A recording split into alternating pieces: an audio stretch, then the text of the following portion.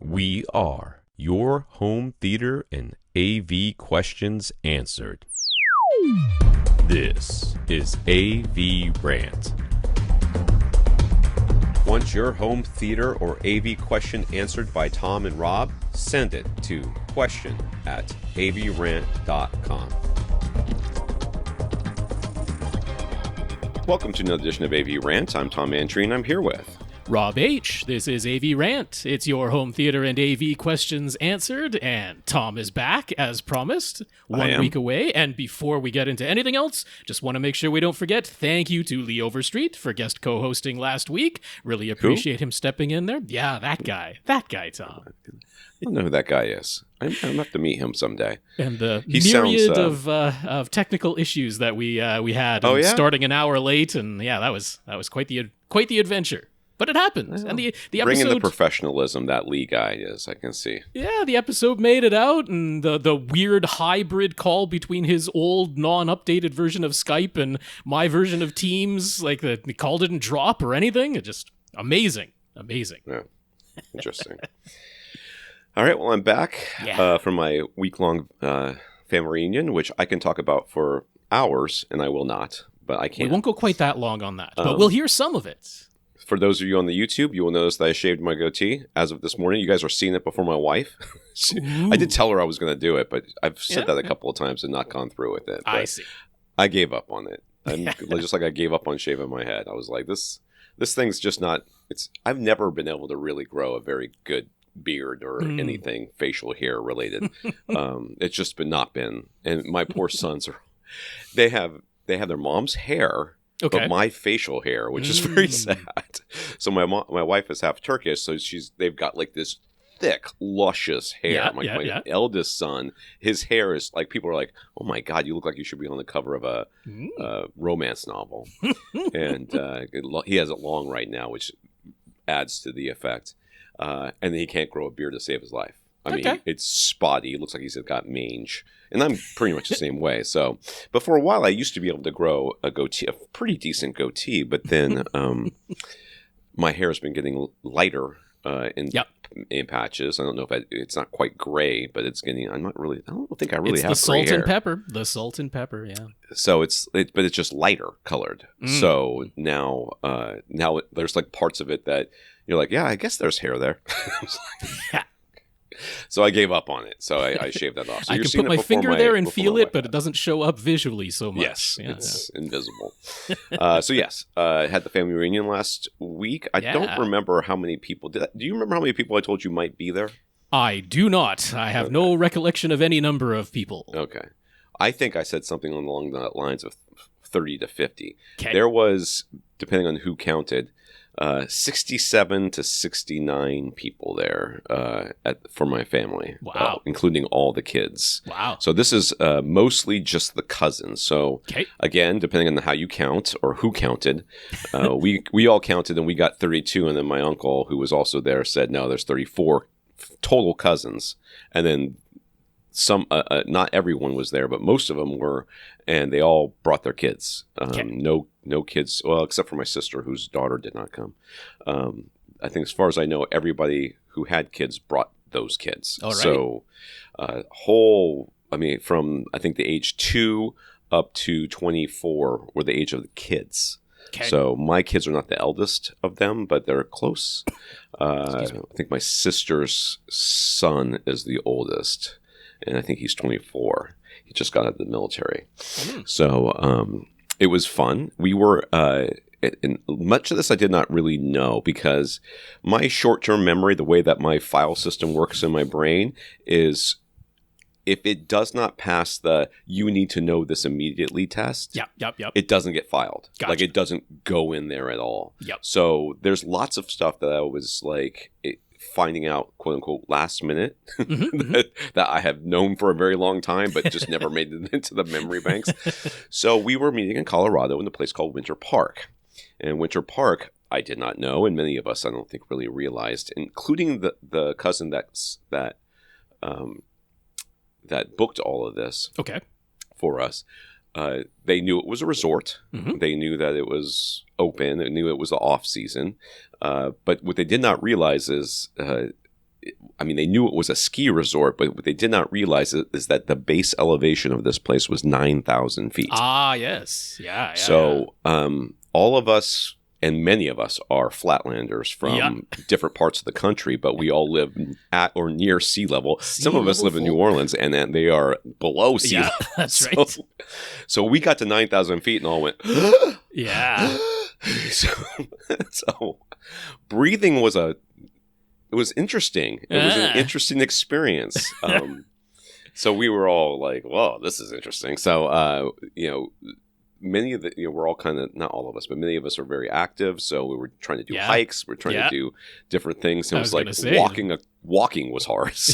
no 40-mile bike ride up there?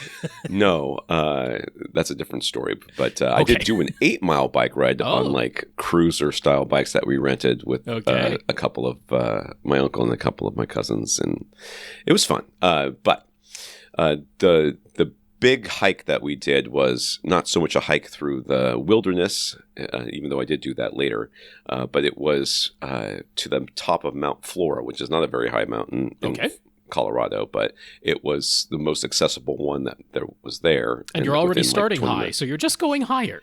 Well, no, because we had to drive to the hike, and it actually started at 11,000 feet and finished at over 12,000 feet. And let me tell you, not everybody made it to the top. Yeah, I did. It was something to do that hike, because it wasn't a hike through the wilderness. It was really an access road. It was like this gravel access road, dirt access road, which can be kind of rough at times, but it's certainly very quickly, about 2/3 of the way up the hike, you got above the tree line. So you have these great views on the one side of the mountain. And by the time we got to the top, even though it's July, there is snow. Pretty much everywhere up there. And there's this weather station up there, and I have all these pictures with me and my son, who are the only two that made it to the top. But it was quite something, and then to have the 60, however many, almost 70 of us show up to all, because we always eat together dinners. Okay. Usually 3 families combined to cook a dinner a night, which is something that the families are like, listen, I'm not doing that again. That was a lot. It was a lot of work, and I bought way too much food. A lot of people, if you're not used to it, especially. The thing is you hear the number 70 people, and you try to cook for 70 adults, and you don't. Somebody needs to take that number and say, listen, there's this many adults and this many kids, so that it equates to this many adults. So that you don't, like, I had one cousin who bought, like, they were making tacos. It was my cousin, and obviously they were my cousin. They're all my cousins, but it was my meal, and they bought the meat, and they bought for tacos, and they bought 15 pounds of ground beef and like 13 pounds of skirt steak. I was like, you can't take that back. That's too much. That's like way too much. There's no way they're gonna eat. We didn't even get close. Somebody made spaghetti, and there was like spaghetti for. She was like, I'm luckily I'm driving home because I'm gonna freeze it. I'm gonna take it with me because there's just oodles of spaghetti sauce left over. But it was a lot of fun. Great. Got to see a lot of my cousins, especially the little ones. I love little kids. Not as much of a fan of big kids, but the big kids that were there were all very delightful as well. Oh, good. So good. We all had a very, very good time catching up with everybody and doing all kinds of activities. There was horseback riding. They did whitewater. My kids did whitewater rafting. Wow. There was an ATV ride that some people did. There was tours of the national park nearby, Rocky Mountain something park. I don't remember what it's called. They saw elk. There were some moose sightings, so it was very exciting. We had a very good time catching up with everybody. Yeah, I will tell you, I 7 nights of absolutely awful sleep, though. Okay. we all kept waking. Like my wife kept waking up. She's like, I had to keep waking up to breathe. I'm like, okay, well, that's not good. You're right. Yeah. Apparently, it takes like 4 months or so, from what I read on the internet, for what that's worth, to get acclimated to the high altitude, living in that kind of altitude. But 9,000 feet is no joke. That was serious. And there's the whole thing of, like, if you're boiling anything, you have to take into account that the boiling temperature is quite a bit lower than you're used to if you're at sea level, so that's it doesn't actually cook your food the same way. And that's why when we did rice for the taco night, they because the they had already done spaghetti at that point, and they were all complaining about the ones who did the spaghetti about how long it took to boil the pasta. Like, Right. you boil it forever, it never gets boiled. I'm like, I don't know what they do down up here. What did they use? Pressure cookers? They don't cook pasta. So they all bought instant rice. And just microwaved it. Okay. Yeah, using one of those Panasonic or Zojirushi fuzzy logic rice cookers. It's going to be in there for like 2 hours and 40 minutes. It's crazy. But anyways, it was a lot of fun. It was a beautiful town. They had the big thing that they do in alpine places now, I guess, because I'd never seen this before, because I'd never been in the off season, is they do downhill mountain biking. So what they do is they take the mountain bikes and they put them in the gondola, and they take the gondola to the top, and then they just ride down. I mean, they just coast down at 1,000,000 miles an hour or however fast they want to go. They're all wearing armor, and they have like motorcycle helmets on or BMX helmets on. And I did see quite a few people limping, and some people on crutches, and at least one person in a boot that was walking around. I didn't end up doing it. I would have, but it was ridiculously expensive. Okay. You had to rent every individual piece of gear. Right. So you rent the bike, which was a lot, and then I think it was like $140 to rent the bike, and then you had to rent the helmet and the gloves and the the chest armor and the elbow pads and the knee pads and everything else. And believe me, I'm too old to not think about protection. Like, I've got there's at some age you flip over from thinking I am indestructible to knowing I am fully destructible. There's no part of me that is going to make it through whatever it is I'm planning on doing. And there's the entire completely different context of YOLO, you only live once, because it goes from you only live once, so hey, take the risk, go do the thing, and then you at some point realize you only live once, and aside from the, hey, I could die doing this, but hey, that's the way it goes, to you could also live. That and sometimes that's worse. Sometimes that's the problem. Sometimes it doesn't kill you, makes you a whole lot worse, but you live, and you look at it from that other perspective. So there was this deck area that we would meet for dinners, these big family dinners, and in it was what you would look like from a distance a small pool, like a small squarish pool. Okay. And what it really was a massive hot tub. Yeah. Because it's an alpine ski village, and then during the winter they turn this thing on, and people will come down and sit in the hot tub and drink their drinks and soak their aching muscles after downhill skiing all day. So we would meet there and just take the place over. People would be like, "Oh my God, is this a cult? What's going on?" And the kids would bring their bathing suits and they would jump in the hot tub. But first of all, it was hot. It was like 104, 105 degrees. It was not hot. It was still hot.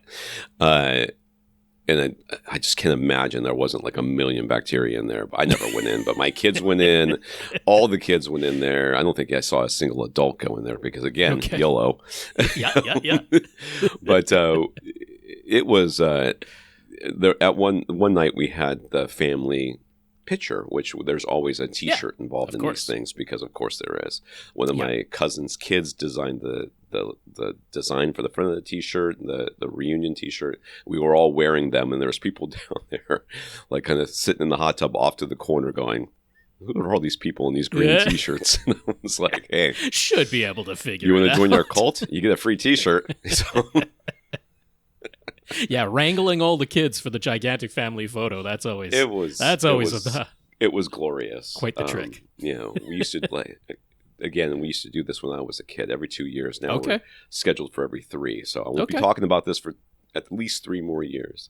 But it was glorious. It was very nice. A great reunion, and it was great to see all of my cousins, and I was lucky to be able to go with everything that's going on. So. No kidding. Well, that's great to hear. So glad that turned out really well. Let's talk about what we watched, Rob. Oh, well, can I just give a quick update I forgot about you. What anything interesting happen in your life in the last 2 weeks?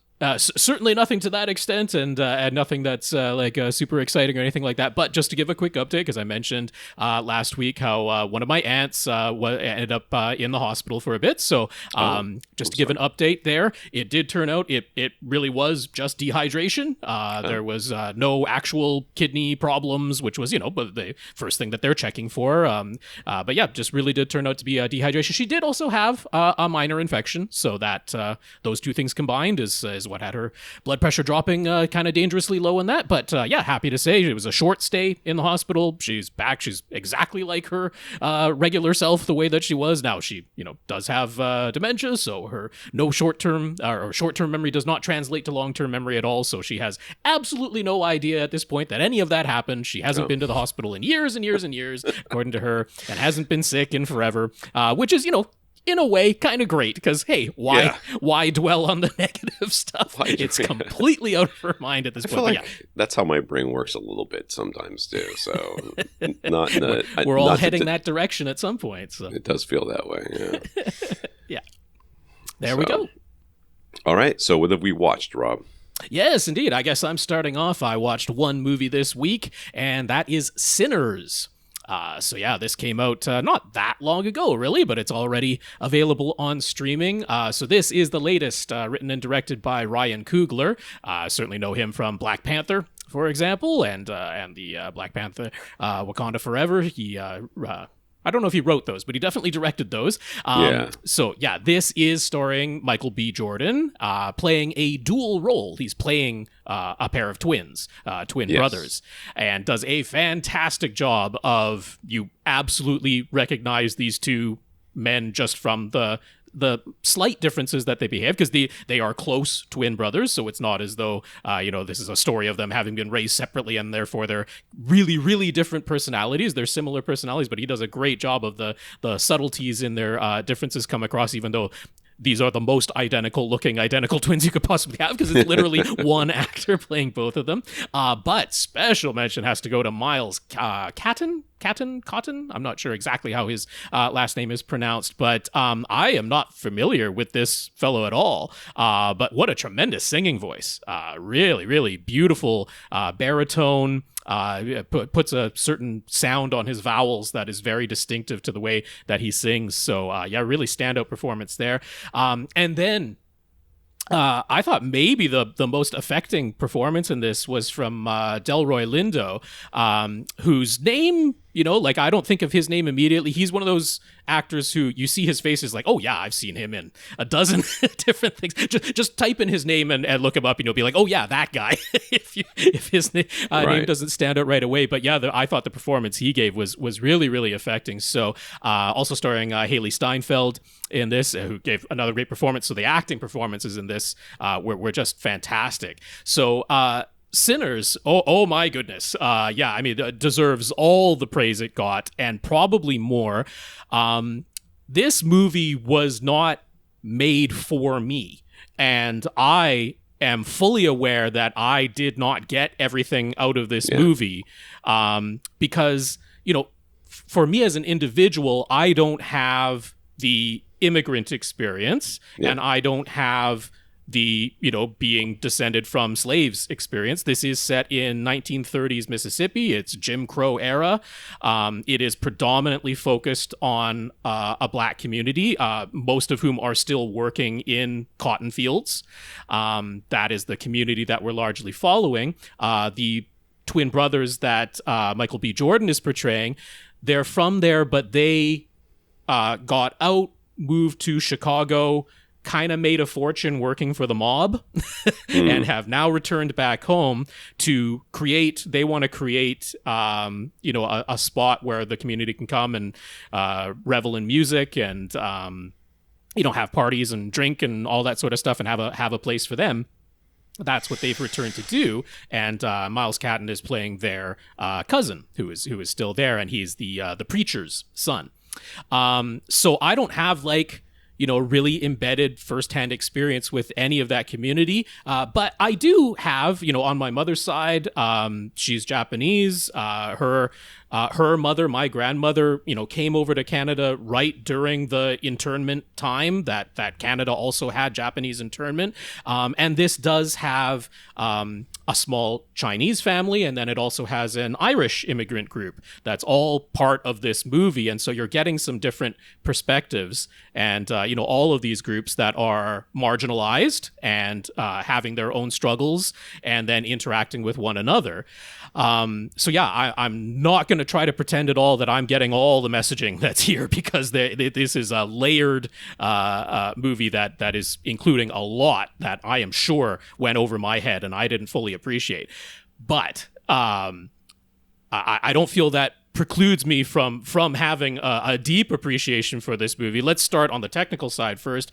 Portions of this movie shot on IMAX cameras, and oh, is it gorgeous. It does use the changing aspect ratios, and actually does the thing where at points it doesn't just instantaneously switch from the 2.35 to 1 to in the case of the home release, the 1.76 to 1, the full 16:9 aspect ratio, taking up the entire height of your screen there. It doesn't just do the instantaneous switch, but actually does the gradual black bars expanding to fill up the entire image there. But yeah, when it goes to those IMAX scenes, oh my goodness, is it gorgeous. It's just beautiful photography that's happening here. So purely on that level. And then the music, because I mean, the music is core to this movie. It is in many ways about the music, and focused on blues, but then also has some traditional Irish music that's in there as well. And then because of the way this story is being told, mixing in some modern music as well that comes in here, and is definitely anachronistic to the period that we're watching, but makes sense within the context of the story. And so, yeah, the music in this is tremendous, and the singing in this is tremendous. And so, yeah, everything on a technical level is absolutely glorious to watch. Now, the interesting thing here is, and they make no secret about this, there are vampires. And so right. I mean, that's the one thing I know about the movie, is that there's vampires. This definitely has a little bit of the From Dusk Till Dawn type of thing. And I'll bet dollars to donuts it was pitched that way. As saying, hey, this is a 1930s Mississippi version of From Dusk Till Dawn, sure. Because it does, similar to in that movie From Dusk Till Dawn, have a little bit of a, really establishing everything at the beginning with no hint of vampires, and then the vampires show up and the movie shifts, quite substantially at that point. Similar structure in that way. I have problems with that particular movie, I'll be honest with you. I'm not a huge fan of Dusk Till Dawn, but yes, so if that's the case, don't let that put you off of Sinners, because what Ryan Coogler has done here, and I mean, this is my interpretation of it. Maybe I'm wrong about it. I don't think I'm way off base here, though. So we think back to other subjugated groups of people, and I particularly think of like the establishment of many martial arts from many different cultures, where those were developed and then practiced in the open, disguised as dance or disguised as farm work. Those types of things were done for the development of a lot of martial arts. And this movie, but my interpretation of it is that Ryan Coogler wanted to say a message that is going to be pushed back against and difficult for a lot of people to hear, including, my interpretation of it anyway, the strongly Christian religious black community. This movie, the way I saw it, was very, very critical of Christianity. Not that it didn't appreciate it, because there is an appreciation, and like I say, it's a preacher's son, he's the main character, but a pretty strong criticism, the way that I viewed this movie, and being like, okay, so this is going to be a movie by a well-known black writer-director starring a predominantly black cast, but it's going to be critical of the Christian black community, and how do we deliver that message out in the open for all to see without a tremendous backlash against it? And we do it by going, this is a vampire movie. And it's like, if all you're doing is watching this movie on the surface level, you're like, okay, yeah, it's kind of like From Dusk Till Dawn, that way. But it's like, no, I mean, look, vampires have always been symbolic in everything they did, but very often symbolic of, coming of age stories or discovering sexuality. Very often that's the type of symbolism that vampires are used for. Not the case here. This is using vampires for a very different symbolic purpose than I have seen before, and used to disguise but out in the open for all to see, but disguise in plain view a critical message that might be difficult to swallow if it were just said to you in plain. It's kind of it's giving you that hidden, hiding it inside the peanut butter for the dog to swallow type of right. It's taking it That's way. What media has almost always done. Exactly. Art and so done. I mean, I loved this movie. I am over the moon about this movie. And like I said, I don't feel at all like I got everything out of it that someone who has a closer experience to the characters directly would be getting even more out of this movie. But really, really focusing on the music. And that is where Delroy... It's almost like watching a dubbed movie where you're like, I see the words and I understand what they're saying, but at the same time, I think that there's more here. There's context that I'm not understanding. Yeah, absolutely. Absolutely. And there is a scene with Delroy Lindo. So he's playing a piano player, harmonica player, a little bit of singing that he does. But there is just a scene where he's speaking. I mean, I'm not going to pretend like I fully understand the blues and all the context that goes into that. I am not the person, never tried to do that, but I thought in a small scene, the performance that he gave, the transition that he gave from telling this story of someone he's remembering just going right into singing, and I was like, to me it was the most affecting. I felt like I got a little sliver, a little taste of better understanding the blues from that moment in this movie, which I appreciated so much. I was like, oh, that really hit home for someone like me who is not going to pretend I understand. But I was like, oh, that got me, the performance that he gave in that moment. So yeah, I don't know if I can praise this movie enough. It's tremendous. You got to check it out. Nothing but good things about it. Yeah, to be honest with you. And like, if you're like, wait a second, there are vampires in this movie, that's going to be... It's like, yeah, maybe don't take that quite literally, face value. You can if you want. Go ahead. Because, I mean, the action scenes that are done in this, the gore and that's done in this is done well. But that's certainly not the way that I interpreted what was going on there. Yeah. Interesting. I feel like that movie was a victim of a bad name, if that makes sense. Like the title of the movie, it did not make me necessarily want to watch it.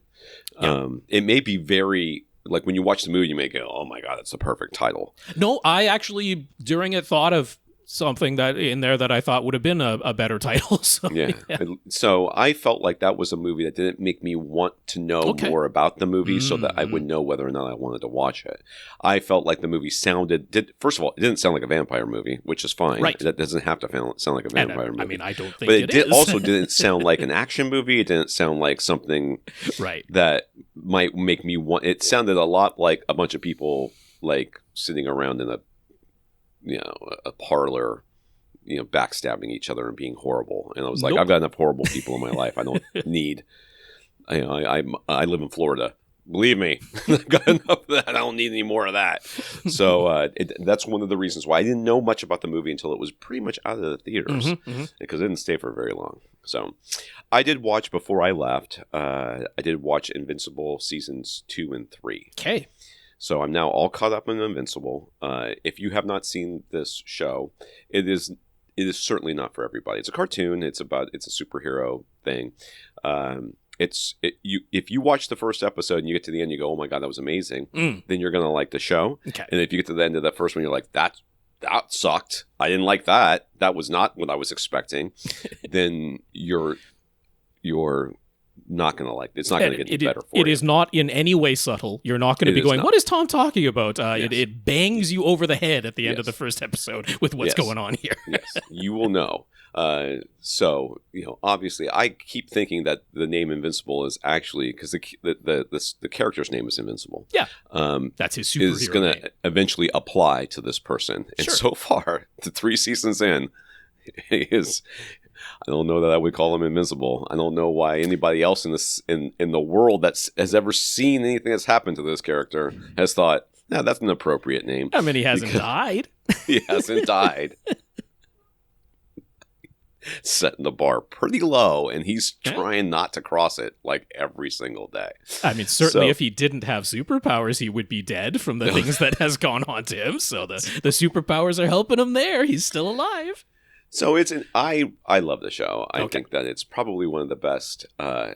It's up there for me with the best comic book cartoon adaptations I've ever seen. I have not read the original. I have no idea how well it follows. I know that the writer of the original has credits on this. Yes. So I don't know if he's just getting Kirkman. I think he's the same guy that did. Isn't he? That's the same person that did The Walking Dead, right? Yes. So I don't know if he's just a producer or if he's just like, do whatever you want with it. Just give me lots of money. I don't know how involved he is. If he's writing, if he's in producing, if he's just cashing a check. So I don't know. I don't know the original comics either. From what I've heard, this sticks a little bit closer to them than The Walking Dead did, because that changed a lot. The TV show version of The Walking Dead changed a lot versus the comics, but that things are definitely different in the TV show version of Invincible than the comics, that there are changes made, but that it skews a little bit closer to the original comics than The Walking Dead did. That's what I've heard anyway from people who know. There's characters in there I really, really like. There's characters that I don't like. In general, though, it moves. It doesn't feel like there's a lot of dead air anywhere in it. Sure. So, I've been very pleased. I'll be telling you, if they just made a show about Alan, I would be okay with that. Okay. I would love to see Alan. The alien? Alan the alien is probably my favorite character in the whole thing. The voice actor, of course, is helping that along. Yes. But the character himself is phenomenal. And you could easily have a show. He's quite the traveler, so that could be. You could do a week-to-week show if you wanted to. It doesn't even have to be serialized. So I did like so the season 2 and 3 is very good. I definitely recommend it. Like I say, watch if you haven't seen it, you're like, I'm kind of looking for something new. I wouldn't call it lighthearted. It's not going to be like it is definitely has a story that's going through. Very, very gory. And it's also not. Yeah, it's not. My kids have all watched it, but I'm a bad parent, so you can do it that way. I mean, it is animated, so it is animated. You got that little bit of separation. My youngest son has watched it, but the other two have, and I wouldn't stop my youngest son from watching it anyways. So it's definitely worth a watch. I don't want to give too much away as to what's going on, because there are some twists and turns in there that will. I don't want to spoil for anybody. So let's get to the podcast. This is AVRant, the podcast that answers your home theater and AV questions. To get your questions answered, all you have to do is ask. You ask by emailing us at question@avrant.com. We'll come to the website, find our shows, our show notes, our Flickr albums to follow along with the pictures that we're referring to. In the show notes, there'll be links to any products or articles that we refer to during the episode. You can find us on Facebook.com/AVRant Podcast, YouTube.com/AVRant to see our live recording and my freshly shorn face. That's right. And I actually put product in my hair for the first time because it's finally long enough. Man, dude, I don't know what's going on with me. I'm a bit of a mess. You can contact Rob directly, rob@avrant.com. His socials is @FirstReflect. I'm Tom at avrant.com. I want to thank our listeners of the week. To become a listener of the week, support the podcast in some way. I can do that by going to avrant.com, click on the Buy Us a Cup of Coffee link, and send us a PayPal donation. Over the last 2 weeks, we had 2 people do that. We had James and Matthew, and if I remember correctly, Matthew sent a note along with that said that he just rediscovered the podcast recently, and remember he used to listen back when I was in my Audioholics days, and I think might still be a moderator on the AVRant forum, so there's that going on. Well, so as I mentioned last week, I didn't know if any had come in last week, but good to hear. We had a couple PayPal donations there, so thanks very much to James and Matthew. And Matthew, welcome back. Glad to have you here. If you want to support us monthly, you can do that through patreon.com/AVRant podcast, where every month they'll take some money from you and give most of it to us. So right now we have 130 patrons over at patreon.com. Thank you. That's right. That is patreon.com/AVRant podcast if you'd like to sign up to make an automatic monthly donation. So a big thank you to our 130 patrons over there. If you can't support us financially, do something to support us and either let us know or we'll find out when it shows up on our doorstep or when we get an email about it. So Sasi did that this week by deciding he would like to get himself a new 2-channel amplifier that will power his bedroom speaker setup. And he wants to try out the newest Purify Eigentakt. Mm-hmm. I got it right. Eigentakt. I just had to look at it. Class D modules. Mm-hmm. The Buckeye and VTV both offer amplifier models using the newest Purify amps, but he is willing to pay a bit more to get a nicer looking outer case. So he found Apollon Audio. Apollon. I think that's right. Yeah. It feels kind of looks like Apollo, but there's an N on the end of it. So, anyways, they're based in Slovenia, which apparently creates some of my favorite athletes. Because Slovenia's got Janja Gambre, who's probably the best, as far as I'm concerned, the strongest climber in the world. I don't care what anybody says. Gotcha. She is unbelievable. I will put her up against anybody. She is unbelievable. And then Tadej Pogačar is he is not currently leading the Tour de France, but he will almost certainly win. He's won the last 2 years, and he is unstoppable. And they have an offering that has caught his eye, Apollon Audio. There's no problem having them shipped to the U.S. or Canada, and as a nice little bonus, their version includes both XLR and RCA inputs, so you won't need to buy any adapter cables to use it with his receiver's RCA pre-outs. Since he has already seen measurements of these newest amp modules, and he is already in the habit of buying gear and having it shipped to a reviewer first before sending it to him, he figured it was time to let Rob from AVRant try it out before receiving it himself. Who does that? That's crazy. First of all, ship it to me. Not me. But like if I buy it, I'm not shipping it to Rob. I'm shipping it to me. Yeah. Right. Please don't ship. If you buy an amplifier, don't ship it to me. Not right now. Okay, wait till I get a house or something. So anyways, it's on its way to Rob now, and Sasi will be interested to hear what Rob thinks of it. I think he's going to think it's an amplifier. And he's going to hopefully think it's linear, because those are the only two things that he's going to care about. But exactly. I gave him full warning, and I mean, Sasi is completely okay with this.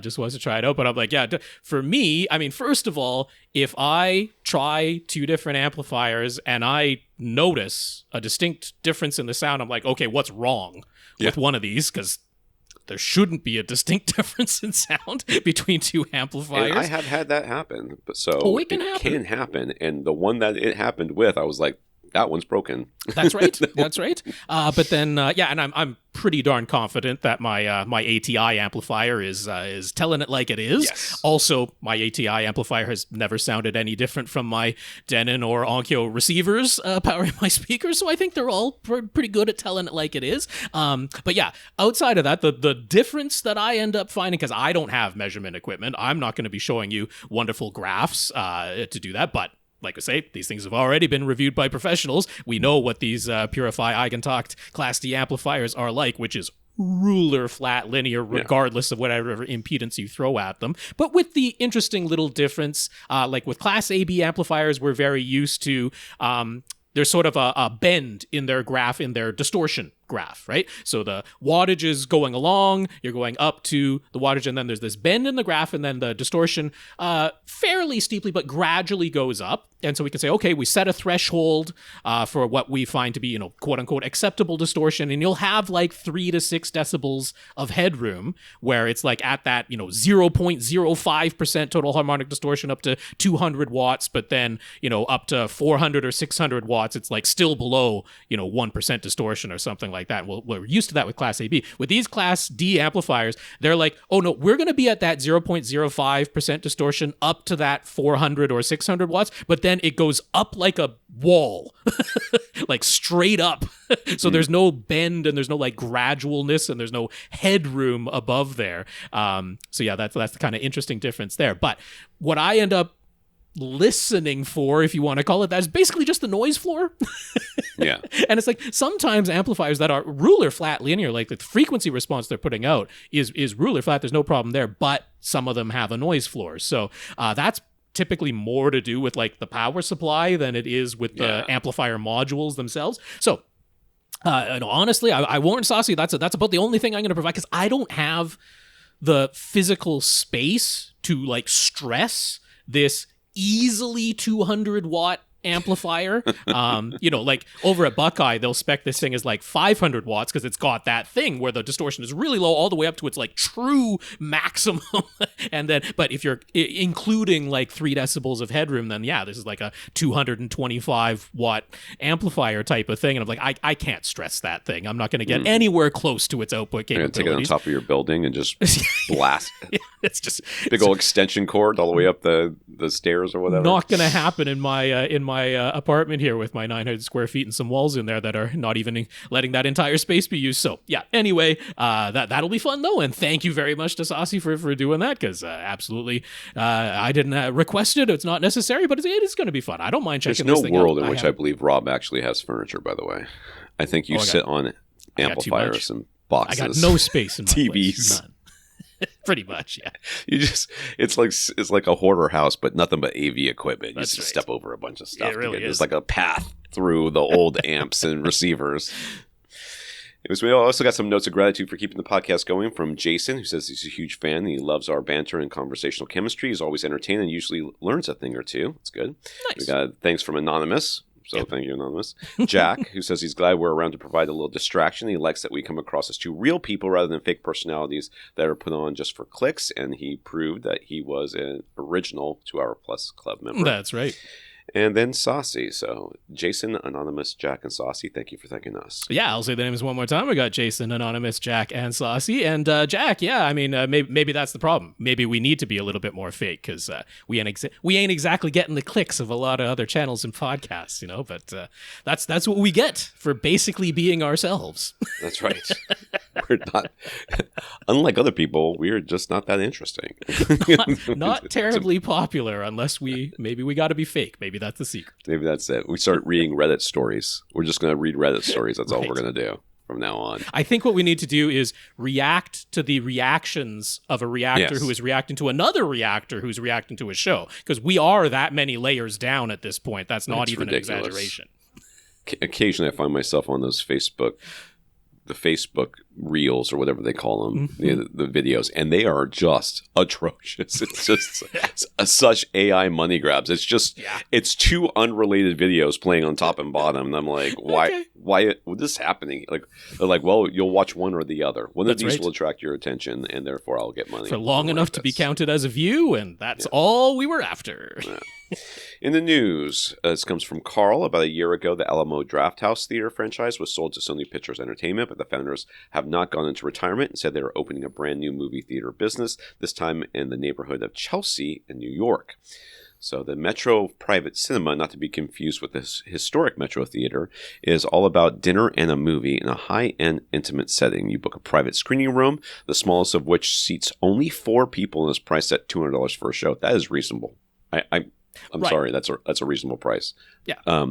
Their largest room seats 20 people, price not yet listed, and you can also book rooms for 4 hours at a time for gaming sessions or parties. Full meals are served family style in gathering rooms outside the screening rooms, but drinks and desserts are available to be served during the movie. They're open in September and will be showing summer blockbusters that are opening in theaters right now, as well as a large selection of classics to choose from, plus the latest releases when they open. I'm going to let the Gen X boomerish side of me out for a second and say, when I was growing up, there was lots of things that forced us to have to do things that we normally wouldn't have to do. There were phones on the wall that in your houses that you had to answer because it could be an important call for your dad or your mom, and if you missed it, you were going to get in trouble. So therefore, we had to learn phone skills and how to talk to strangers to a certain extent. You had to ride a bus to school because there was your parents were always working, or you had to walk if it were close enough. There were movie theaters, and you would if you missed the movie in the theater, you never saw. That was it. It never came back. You never saw it. That was their one chance to see it, sort of thing. So there's a part of me that's like having these shrinking down movie theaters so that they're just for 4 to 20 people. Yeah. It just seems like wrong. It seems like the whole point is that you go in there and you see with a bunch of strangers and everything else. And then the part of me that lives in today is like, oh my God, this is the best idea I've ever heard.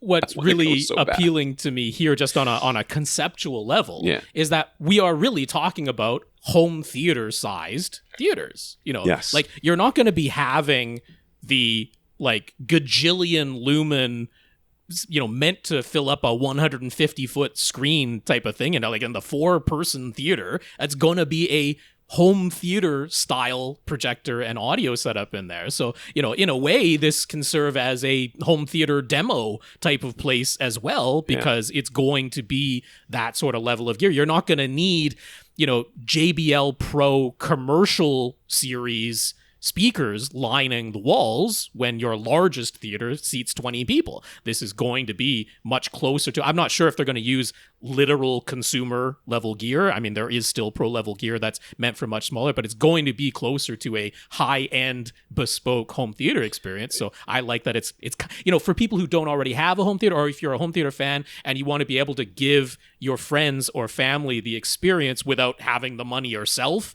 to set up a dedicated bespoke high-end home theater. It's like you can go to this location, and I mean, $200 for 4 people in a high-end movie theater setting, like Tom said. Does that include the food? That bad. It does not. That's the meals are priced at $100 a person, so they're making the money on the food.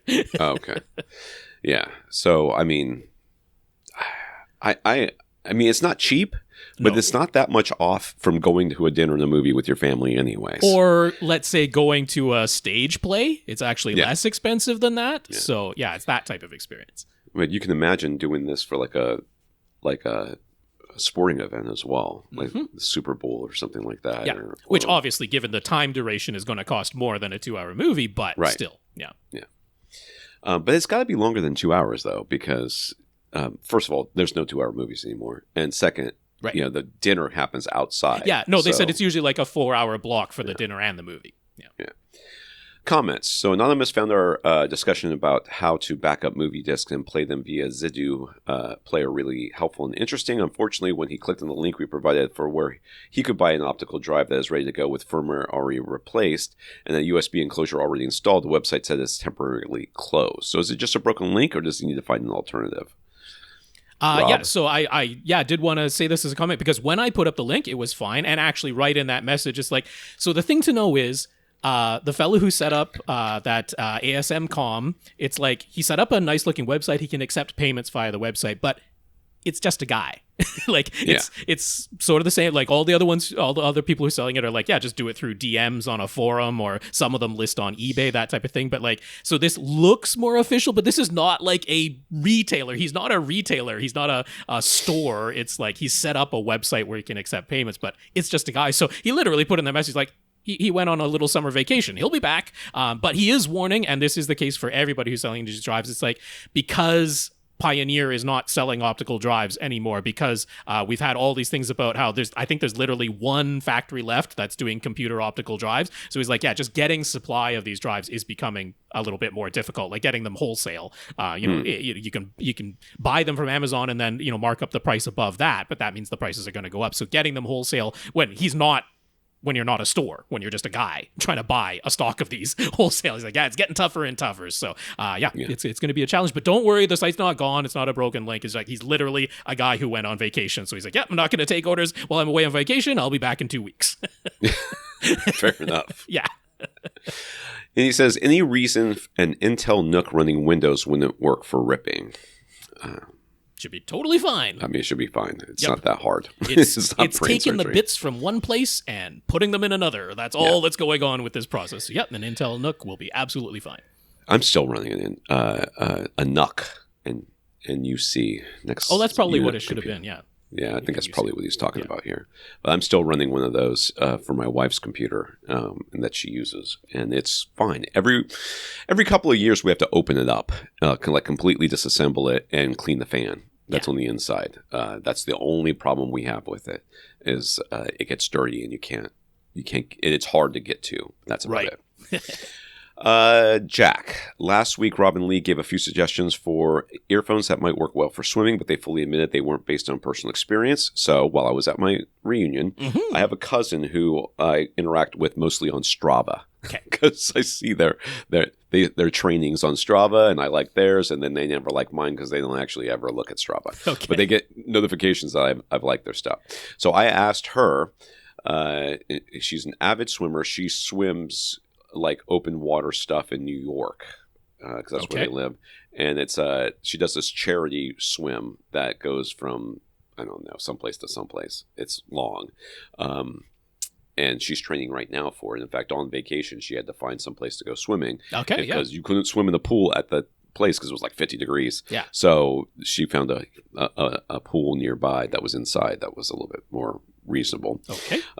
She echoed the recommendations for the Shokz OpenSwim Pro bone conduction headphones, saying, quote, I have tried a few different ones, and these are the best I've tried. The MP3 option works well. The Bluetooth, not so much. Obviously, because you keep swimming away from your phone. I don't understand how else that would work. So you need to have MP3s to download. I guess they download into the headphones. Is that how it works? It has 32 gigabytes of storage built right into the earphones themselves. So she says, I also use my goggle straps to keep them in place. Otherwise, they slip a bit when I flip turn, but they work well and have a long battery life. So there you go. That's what she said. I'm glad to hear from someone who definitely knows that I didn't point you in a horrible direction by suggesting those based off of other recommendations that I could find. So I did not feed her anything or let her know what we had recommended. That was, I just texted her and said, hey, do you have any recommendations for swimming headphones? And that's what she came back with. And she's tried a few. This isn't like the only ones like based off of, I looked up a review. They're still not without their problems. She still has to use her goggle straps and stuff. Sasi, he heard Spencer's question last week asking if there's any such thing as a trio of self-powered speakers that you can have as a left, right, and center without any other box at all. But since we've only ever seen self-powered pairs, Rob pointed to a few mini AVR units that are small enough to be hidden behind a TV, even mounted to the back of a flat panel, which can then power 3 speakers with a dedicated center output. Sasi just wanted to add one more option to that list. BlueSound has announced their new 2025 PowerNode. It has a center speaker output now and can provide 80 by 3 or 100 watts by 2. So that's more power than the Rust Sound AVA 3.1 that Rob pointed to last week. The 2025 BlueSound PowerNode can also connect a pair of wireless speakers that act as surrounds for a complete Dolby Digital 5.1 setup if you want. But just like the audio control and Snap AV options that Rob mentioned, the BlueSound PowerNode isn't exactly cheap. The 2025 version still says coming soon, and they haven't posted an official MSRP yet, but likely be around $1,100, just like their last version. If you really want the Blue OS multi-room system, though, it might still be of interest. So there you go. One more option, don't mind that, but I still end up coming back. The Rust Sound is $400, which isn't like absolute chump change, but it doesn't feel egregiously overpriced, but it is pretty low power at only 25 watts a channel times 3, that Rust Sound one. But, when your alternative was a sound bar, and that's the form factor that you wanted instead, it's not quite no other box besides your 3 speakers, but it's as close as I can think to getting. It is invisible because it can definitely mount to the back. But this BlueSound one could be an option as long as the price is not a problem for you. All right, questions. Adam, As we mentioned last week, Dan, the fellow who sent me his NAD receiver and KEF bookshelf speakers, as well as the lovely cheese board and the drink coasters they sent to Rob, offered to sell Adam his Emotiva XMC2 Pre-Pro for a really good price. Adam previously asked us about the ToneWinner AT300, which is made by the same parent company as Emotiva, which is Jade Designs. So Adam had some questions. Okay, so Emotiva XMC2 versus the ToneWinner AT300, which one is better? And is either one of them going to last him 10 years? That's what he's hoping for. That's how long his model, Outlaw Model 976 lasted him. I mean, none of us can predict the future. And, you know, it inevitably comes down to two things. Luck. Just to have something not break, including like surges that might come through and go through a surge protector, or a surge protector that has already absorbed surges and you didn't realize it, and now needs to be, and now is no longer protecting your gear, and it goes through. Components within the gear that can degrade over time, or maybe did not get the perfect assembly and somehow are just waiting to break. There's some semblance of luck. And then there's also this, idea that at some point, even though it still works, you're going to be like, Yeah, I think he was, obviously, a lightning strike can take out anything. So barring unforeseen circumstances like that, I think it was maybe thinking more on the feature side of things. I mean, to me, if price is not a factor, and in this case, right, the Emotiva actually has the advantage, not because normally it would, but because of the offer that Dan is offering. But, put the price aside, it's like features versus features. I would personally take the XMC2 over the ToneWinner AT300, yes, simply because the Emotiva comes with Dirac, and the ToneWinner has no automated, or it has a very, very basic single measurement position automated setup EQ system. But I would take the XMC2 simply for Dirac. That's the only thing there. There is a whole thing about the HDMI. That's the next question. So, but yeah, for that simple reason, I like the XMC2 better. So what's the XMC2? HDMI situation going to be like? Is he going to hate it? Would the AT300 be better on that front? What's the HDMI situation? So yeah, the interesting thing here was the very original XMC2 that came out. It was it was HDMI 2.0 as far as bandwidth goes, but the very original version that came out did not support eARC. Now, Emotiva did offer an upgrade option to, it was a physical board replacement. This wasn't just a firmware update. So there was an option to replace the original non-eARC board with a board that does support eARC. It was still HDMI 2.0. They never had an HDMI 2.1 option for the XMC2. There is now an XMC2 Plus, and that has HDMI 2.1, but the original XMC2 could not be upgraded to support 2.1. Now, the AT300, also HDMI 2.0, not 2.1, with eARC. So this is a case of ask Dan, did he do the upgrade, or did he buy it late enough that it was the version that came with eARC? Because if it's the version that comes with eARC, they are identical. It is the same board because it's all Jade Designs inside.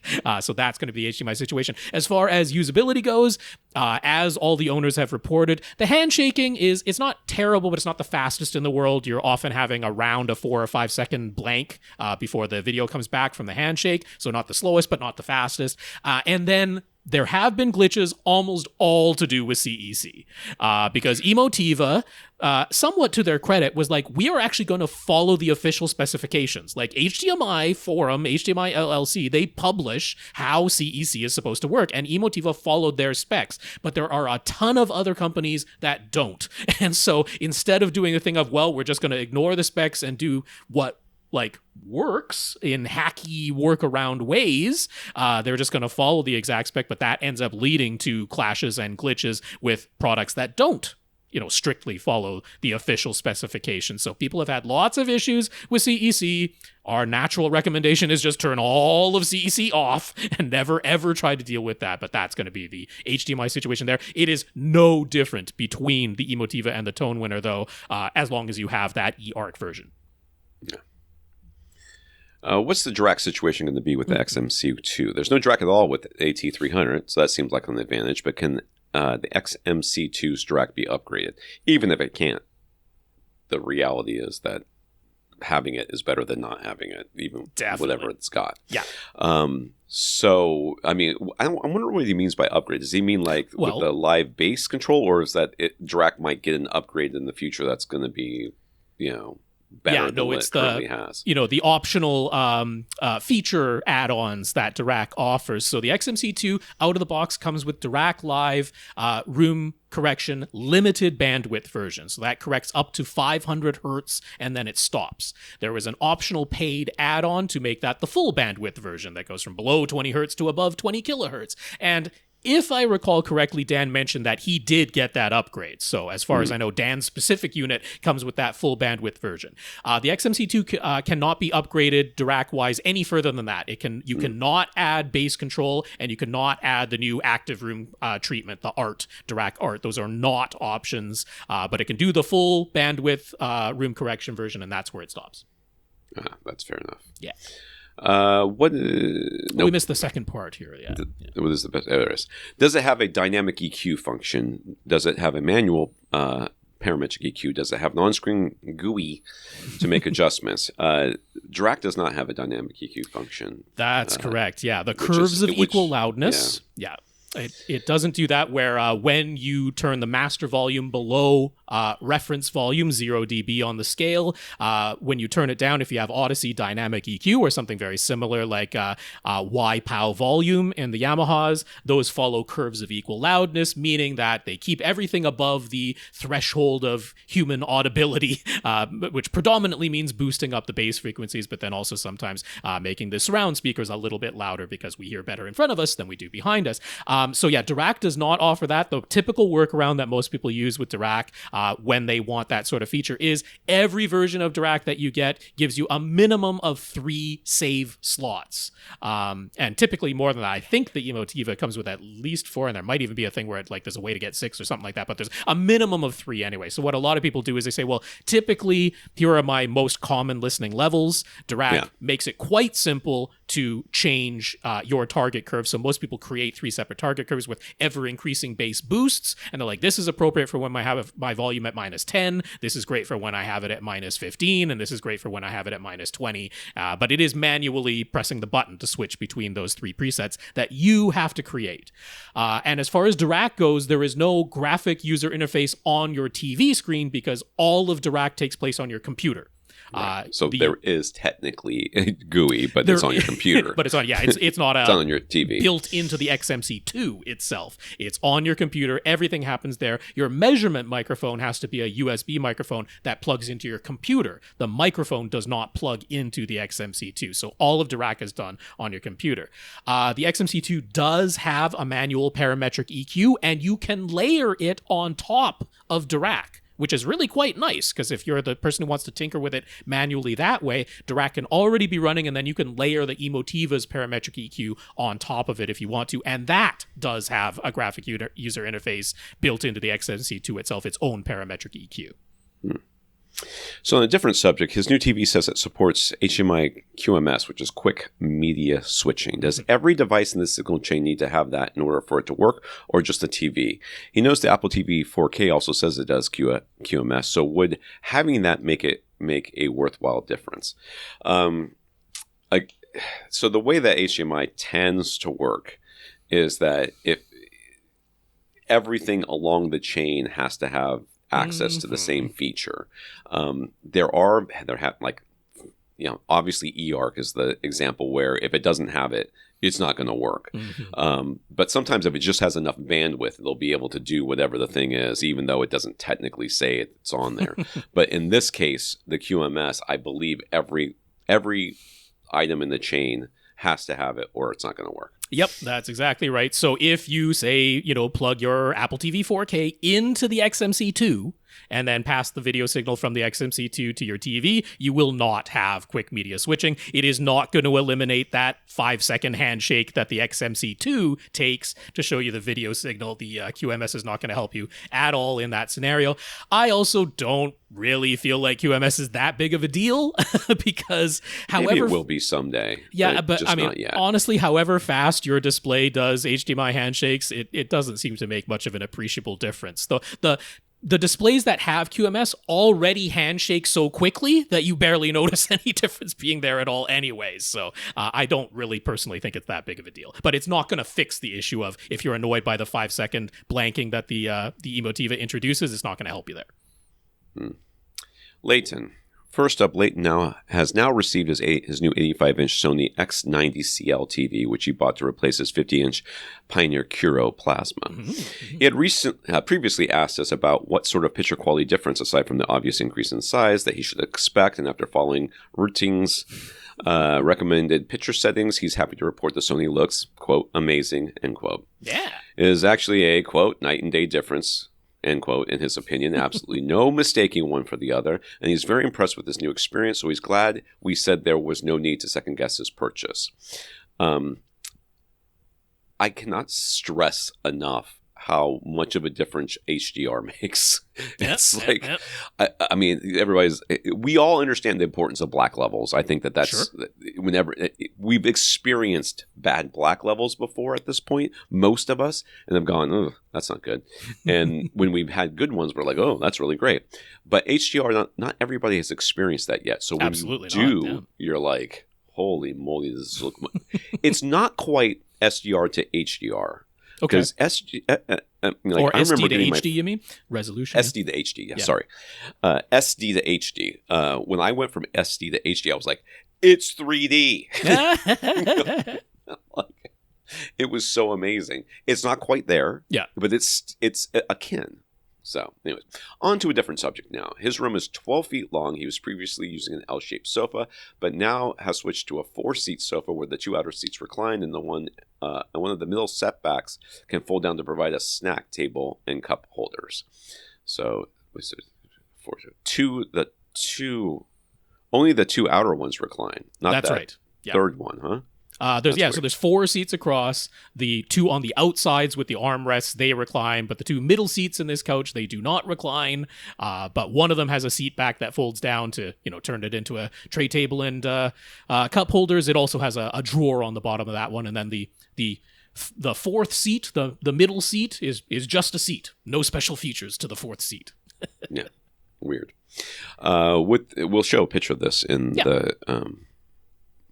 the Flickr album and also on the YouTube video if you were, because it's not what I pictured at first.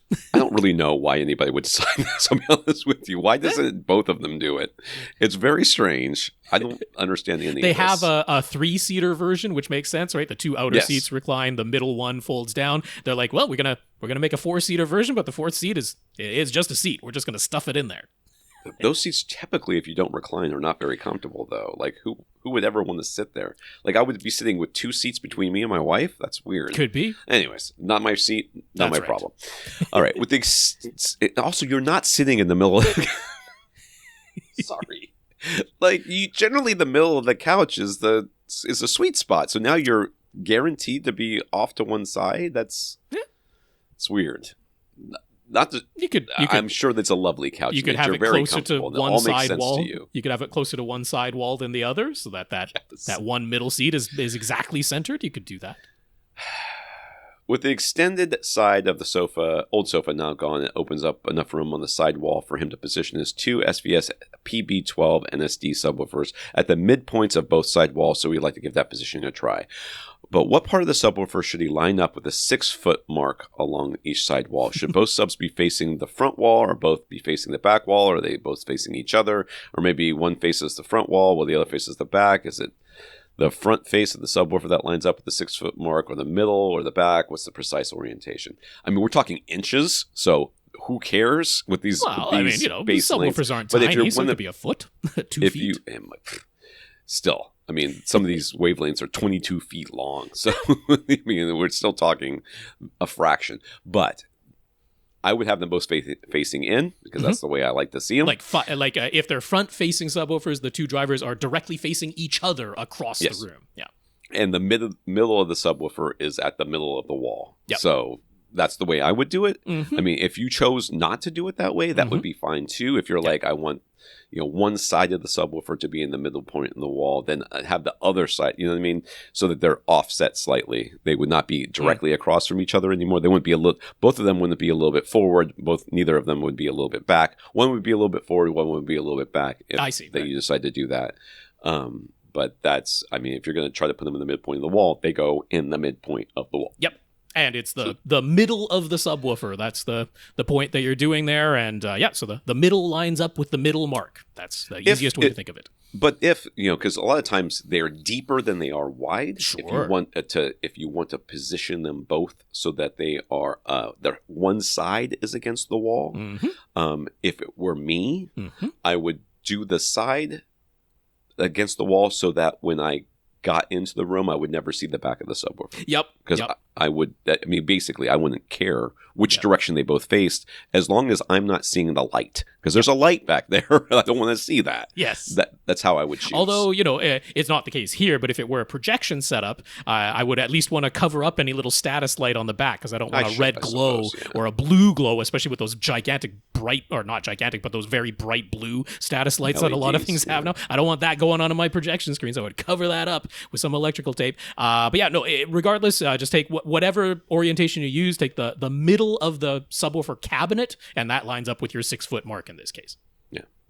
Jason has been using a seating setup that includes 3 Oro Pro bass shakers. Right off the bat, the specs for the bass shakers say they're 4 ohms with 100 watt max power handling. He's been using a Sonance Sonamp 260 MK2 3-channel amplifier to power them. That was easy to say. I know. The Sonamp 260 Mark II 3-channel amplifier. All those numbers just line up so easily. It's really great in my mouth. Thank you. It's rated at 60 watts per channel to 8 ohms with a minimum recommended speaker impedance of 4 ohms. It has never seemed to have any problems at all, but any reason to think this isn't a good pairing? I mean, if it hasn't blown up by now, it's not going to blow up. So, I mean, all it's doing is shaking. It's not like there's a sound quality issue here. I mean, the Oro Pro bass shakers really are exactly like a speaker driver. It's a voice coil, but instead of it being a, cone that is there to have surface area to interact with the air, it's just a weight. It's a weight on a voice coil is what the Oro Pro bass shakers are. So they functionally and mechanically work exactly like a speaker driver. The 4 ohm load on those is very consistent. It doesn't really change very much with frequency. There should be absolutely no problem driving it with that Sonance amplifier. Perfectly reasonable combination, those two. Okay. He was running a dual subwoofer setup plus his bass shakers. He had all of those connected to his mini DSP 2x4 HD that allowed him to undo, quote unquote, his room correction for the bass shakers. If you're wondering what that means, I wrote an article about it. I'll link it up for this. Okay. The mini DSP also has a signal compressor function that made his bass shakers work amazingly well. He had them dialed in just perfectly. The past tense of this is making me sad. He had them dialed in just perfectly so that they blended with the subwoofers, and they didn't feel distracting at all. But now he has upgraded to 4 subs. 2 are at his front wall, and the other 2 are towards the back of his room, but not all the way to the actual back wall. They're about the 3/4 mark. The thing is, if he uses all 4 of his mini DSP outputs to provide an independent connection to each of his 4 subs, he will no longer have the output available for his bass shakers. He tried using a Y splitter on his receiver subwoofer output to connect the bass shakers amps directly without the mini DSP in line, but they do not perform well at all in that scenario. In fact, they barely seem to work.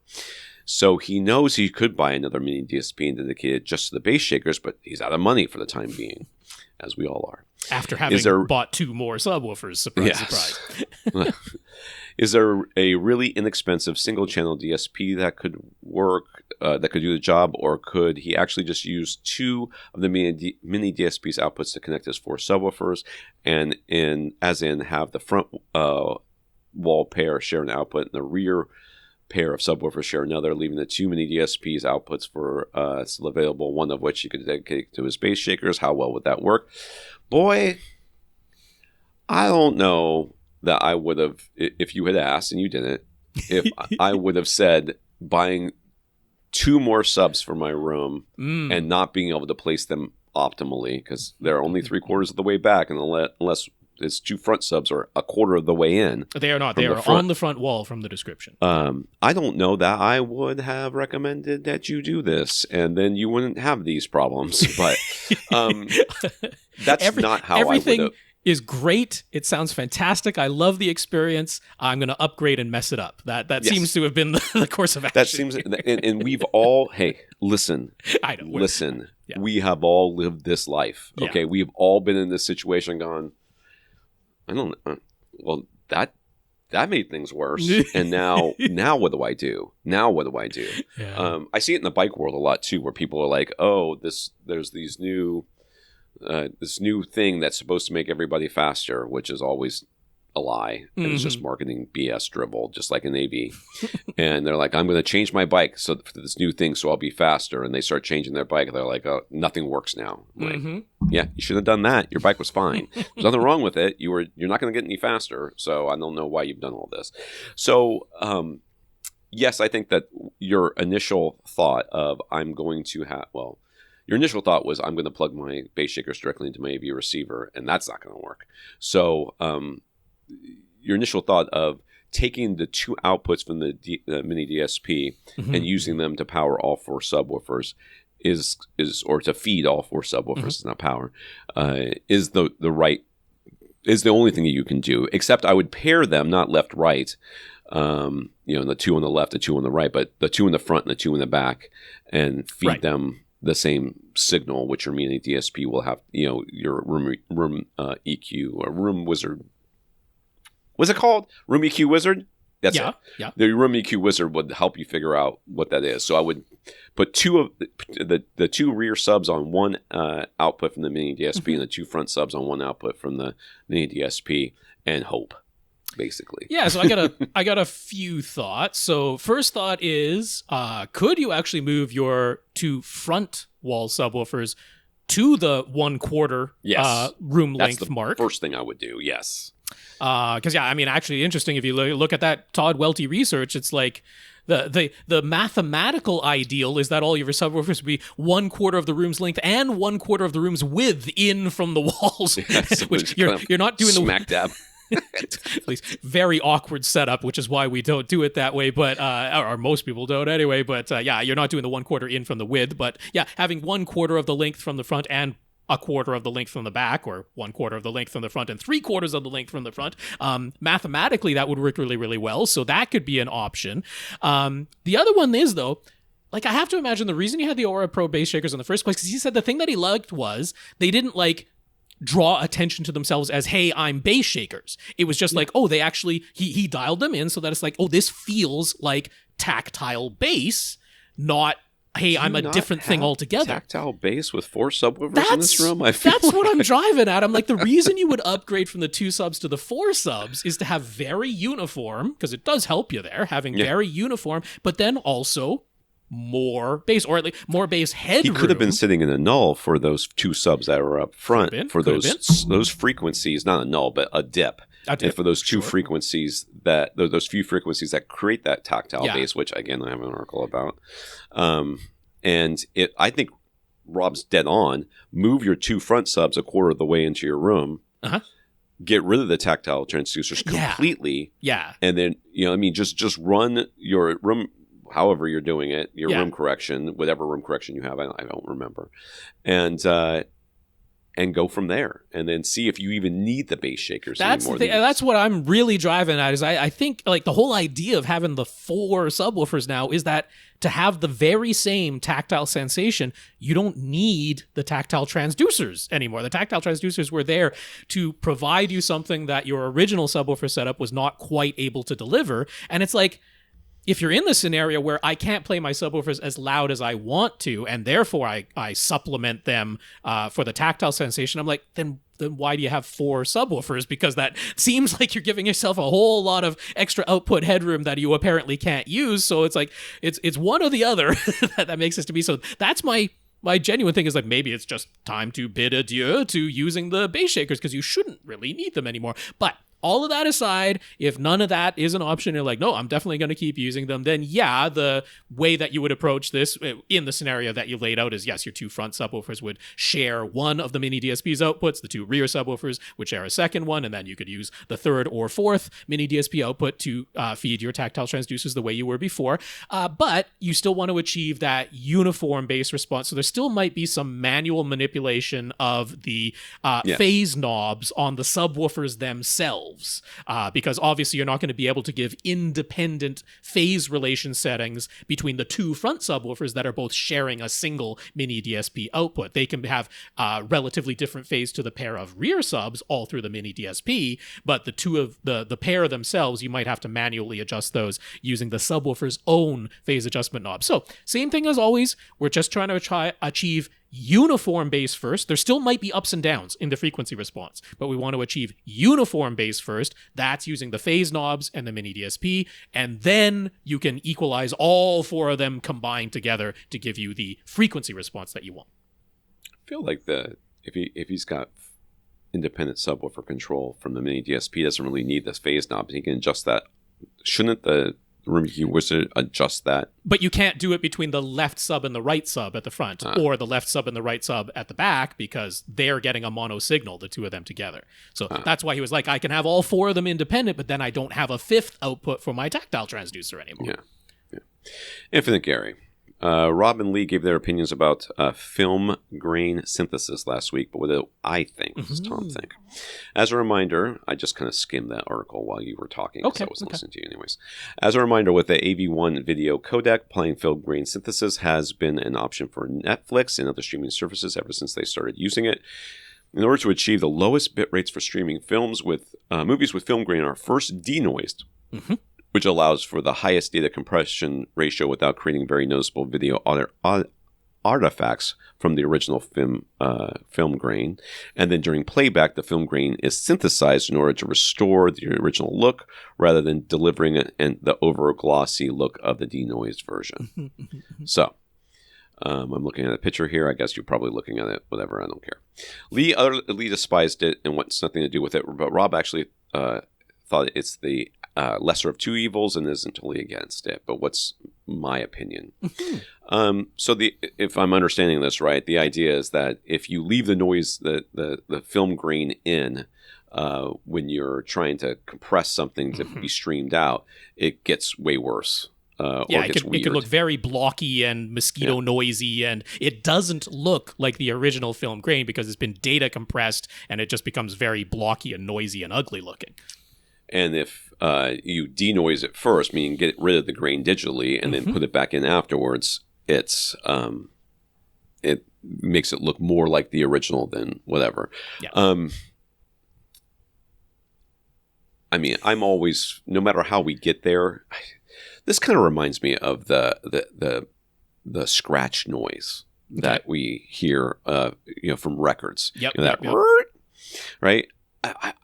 Maybe they made one scratch noise, recorded it, and they've been playing it back ever since. But in my mind, somebody went out there and went, I can make this digitally, and have made it digitally ever since. That's just maybe the most common sound effect in your package of stock sound effects is the record scratch. It's going to be in there for sure. Do you know that it was from an actual recording, or did somebody recreate it digitally sometime because they wanted it to be, there was some background noise or something else that they wanted to have a different tenor slightly. They thought, it would sound a little bit more cool if it had a higher pitch at one point or something like that. You could certainly manipulate the original recording if you wanted whatever sound. If you don't know, if in the end you're sitting there and you're like, this looks normal to me, I don't care how the sauce was made. Okay. I really don't. And this idea that, we have to remain pure to the whatever in order to get, however it gets there. It's like if the image on the screen is projected by a, $10 million digital laser projector or a $1,000 flat screen, but the field of view is the same and the image quality to me looks the same. I don't care what got it to my eyes. I care that it's as good as it is. All right. So if, it's like, this whole idea that Nolan and some of these other people, you have to watch it on this specific type of medium.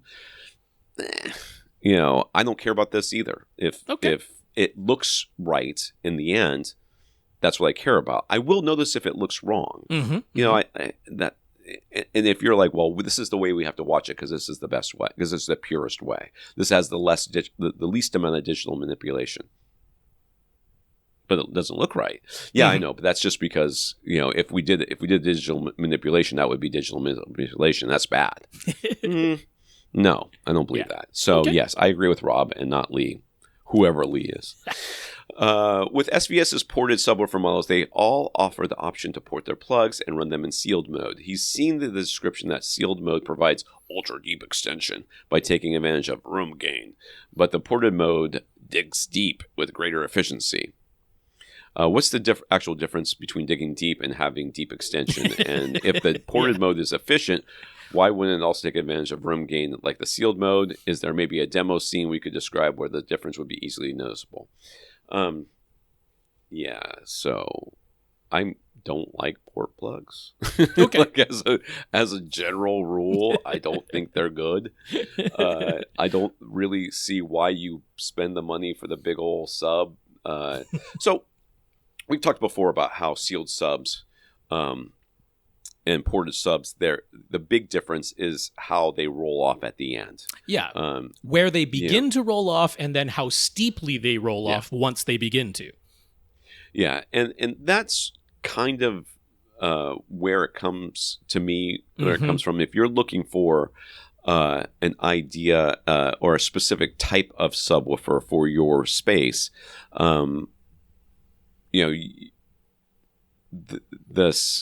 the ported subs drop off like a rock. The sealed subs drop off like a rock. That's correct. Well, I mean, the sealed, so in general, and so look, SPS is a little bit different because they have DSP processing, digital signal processing, that slightly alters the natural response that just a purely sealed versus ported comparison would give you. But in general, a sealed subwoofer will begin to roll off at a higher frequency. So maybe it begins to roll off up around 40 hertz or something like that. But it does so at a slope, at a rate of typically around 12 decibels per octave. So if it starts rolling off at 40 hertz, then an octave below that down at 20 hertz is going to be 12 decibels quieter than it was at 40 hertz. And then if you're extending all the way down to 10 hertz, it's going to be another 12 decibels quieter than it was at 20 hertz. And if you, say, corner load that sealed subwoofer into I am switched in my mind. Go on. Yeah, into an enclosed, smaller room, then the room is going to be roughly boosting the bass at about a rate of 6 decibels per octave. It's, sort of in that vicinity, maybe as much as 9 decibels per octave if everything is fully corner loaded and fully enclosed. So the room gain boosting things at up to around 9 decibels per octave sort of offsets the 12 decibel per octave roll off. Now you're rolling off at a rate of only around 3 to 6 decibels per octave effectively. Right, as far as the response that you might get. That's not necessarily going to be perfectly smooth linear response, but just in a very general sense, that's sort of what you're looking at. Whereas with the ported subwoofer in general, it's going to play flat down to a lower frequency. It might be flat all the way down to 25 or 20 hertz, but then it drops off much more steeply at a rate of 24 decibels per octave, or sometimes even more because they add an additional filter onto it to make it roll off even more steeply, 48 decibels per octave or something like that. So what they're talking about is you take it into a real room and you see those graphs, and there's going to be a point where the sealed subwoofer's response plus room gain is going to cross the line of the ported subwoofer's response plus room gain. Same room loading, but those two lines at some point are going to cross one another because the ported subwoofer is rolling off considerably more steeply than the sealed subwoofer. So What Tom and I care about is what is it doing down to 20 hertz? That's what we care about. And you're going to have a ported subwoofer that is like a ruler flat down to 20 hertz and then drops off quite steeply. And the sealed subwoofer is almost certainly going to be rolling off at 12 decibels per octave, starting at about 40 hertz. Even if you add 6 or 9 dB from room gain to that, it's going to have less response, like similar size, similar power, same driver size, same amplifier power. It's going to have less response at 20 hertz than the ported version. And that's what Tom and I care about. Once you go down, if you're going all the way down to 10 hertz, you're going to be like, okay, well now the ported subwoofer at 10 hertz is like 48 decibels quieter, whereas the sealed subwoofer is now only 12 decibels quieter, and the what do you call it, infrasonic people are going to be like, the sealed subwoofer is better because at a frequency that I can't hear and only elephants can detect, and I had no idea they were making that sound even standing right next to an elephant. No, I care about that graph and the sealed subwoofer crossover, so that's why they're like, it's the ultra deep extension, and it is absolutely using room gain. So is the ported sub. But the ported sub, they might say it digs deeper because it's flat right down to 20 hertz. The sealed subwoofer is not. And at 20 hertz, the sealed subwoofer is almost always quieter than the ported sub. And that's what Tom and I care about. We don't care what happens below 20 hertz because we can't hear it. Right. I have to write an email. Okay. So I was supposed to end this podcast early because I had a Zoom call I had to do. Early though. That's not what But I'm not leaving the podcast. Okay. I'm just telling you that if I stare off into space and I'm clearly not hearing what Rob's saying, because that Zoom call is now getting rescheduled, and I need to respond to this person to earlier or okay. It's to tomorrow. So okay. So we will not have to stop early. Right. I mean, we're going to stop around 2 hours anyway, but yeah. But yes, I need to answer this. So I'm going to read this next question. Okay. Which is forever long. Well, then I can do that. You can do your email while I go through this whole thing. Why don't you read that question? Let's and do that. Let's just okay. So the sealed like he asked, is there a demo scene we could describe where this difference would be easily noticeable? Mm-hmm. Sure, you could, but you would have to get 2 subs that can't play down to 20 hertz. Okay. I mean, essentially, right? Which is not that hard. There's plenty of them. There's plenty of them out there, right? But you would have to get 2 subs that are of equal quality down to a frequency. Okay. And then you would have to be listening for the roll-off at the end. Yeah, like 2 that are equal down to, say, 40 hertz, which is not difficult. And then, but then a ported sub that is tuned to, say, 35 hertz instead of 20 hertz, which, again, not that hard to find. There's plenty of, like, B and W or REL subwoofers that are tuned like that in their ported version. So, yeah, you do something like that versus a sealed one, that same driver size, same amplifier, and then you'd be able to hear that the sealed version is rolling off, but not quite as steeply. I mean, the easiest thing to do is play a sweep, but, you I don't know. That would be the demo scene. I mean, I don't know how else to... I guess you could do the Lord of the Rings, the first Fellowship of the Ring right at the beginning where Sauron swings his sword and it does that bass sweep. I mean, it's a bass sweep, but if you're like, I don't play test tones, I only play movie scenes, I mean, it just plays a bass sweep. So you can do that. Yeah, I guess that's how you would test it, so to speak. But yeah, as long as they're playing down to 20 hertz, I cannot... People like the physical shaking of their structure, which the infrasonic frequencies can do. I'm like, hey man, tactile transducer. That's where I love a tactile transducer. You can actually feel the tactile transducer. That's genuine.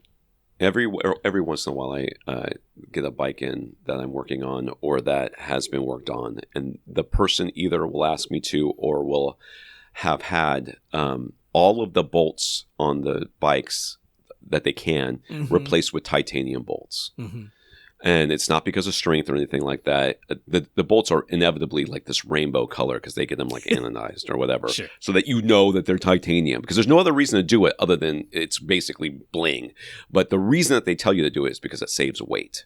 Yeah. I mean, we're talking fractions of grams sometimes. Sure and it's just so little. Yeah. And to me, a subwoofer that plays below 20 hertz, however much it plays, is this same thing. It's like, just bling. By its nature, one that is truly flat down to 20 hertz is still going to be making sounds below 20 hertz. Like, that's just a byproduct.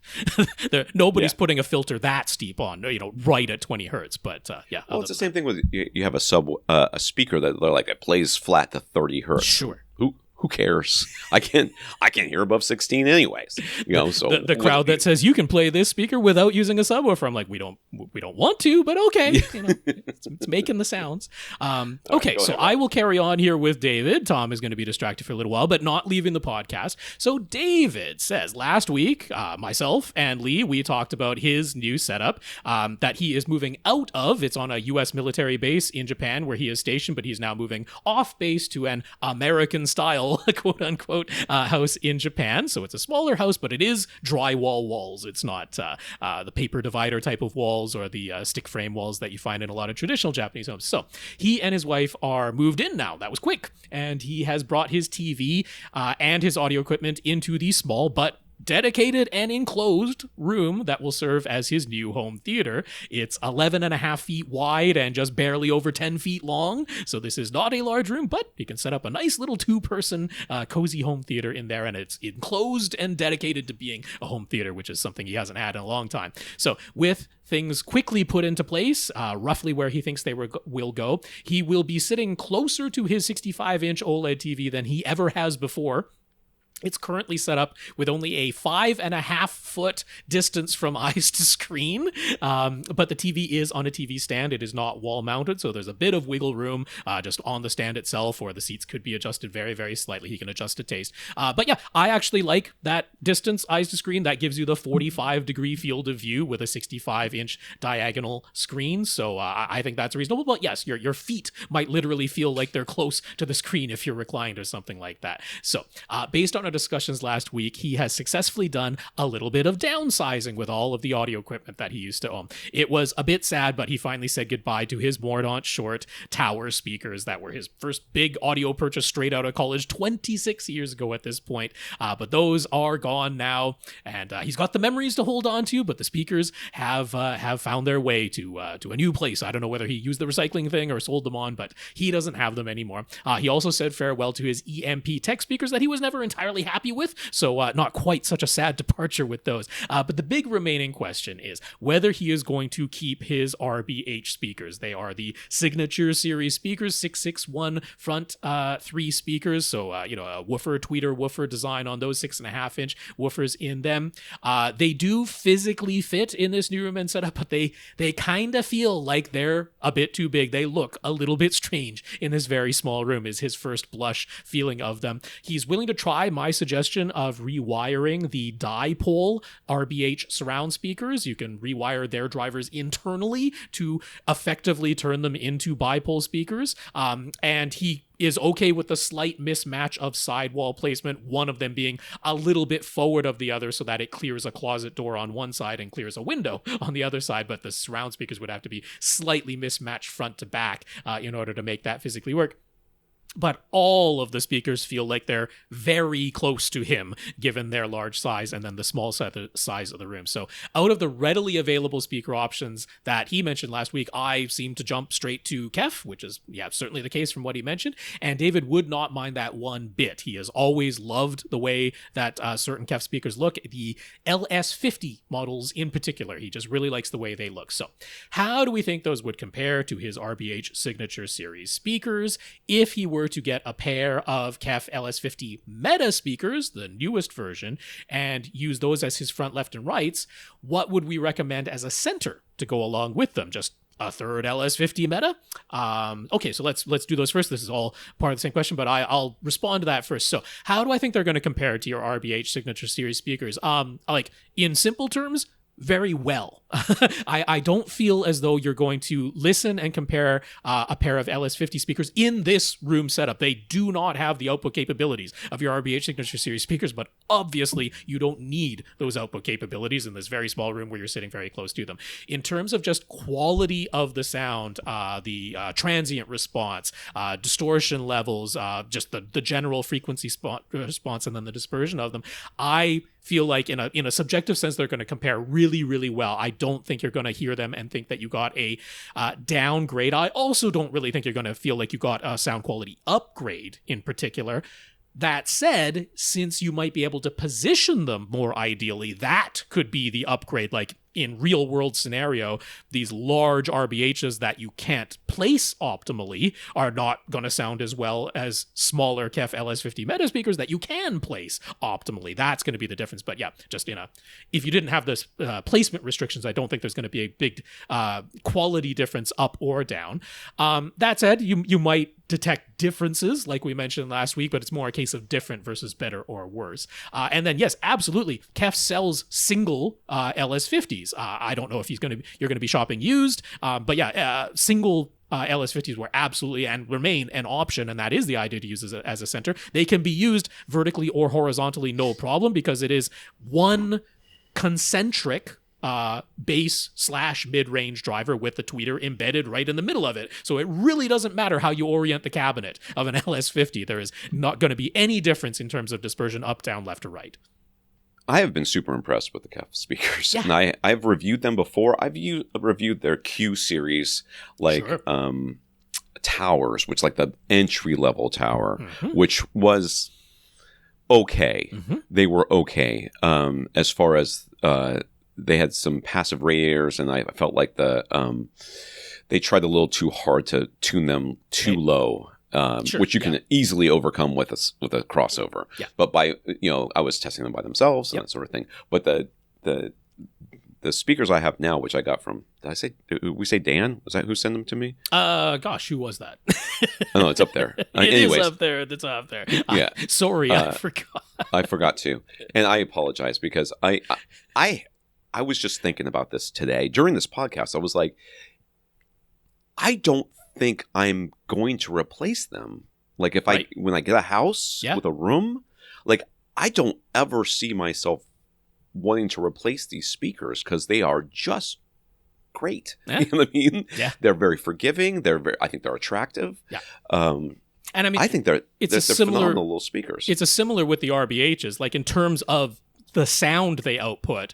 Yes. It's really hard to say, I have to swap these out. Like you might want to just for a change, but like in this case, it's all about the physical dimensions. And here it makes sense. The LS50s are very much physically smaller than the RBH speakers that you own. You've got some pretty darn big, like I love them, right? I love a big bookshelf speaker. Yes. I love that design. But yes, physically in a room that's, 10 by 11 and a half, absolutely makes sense to use LS50s.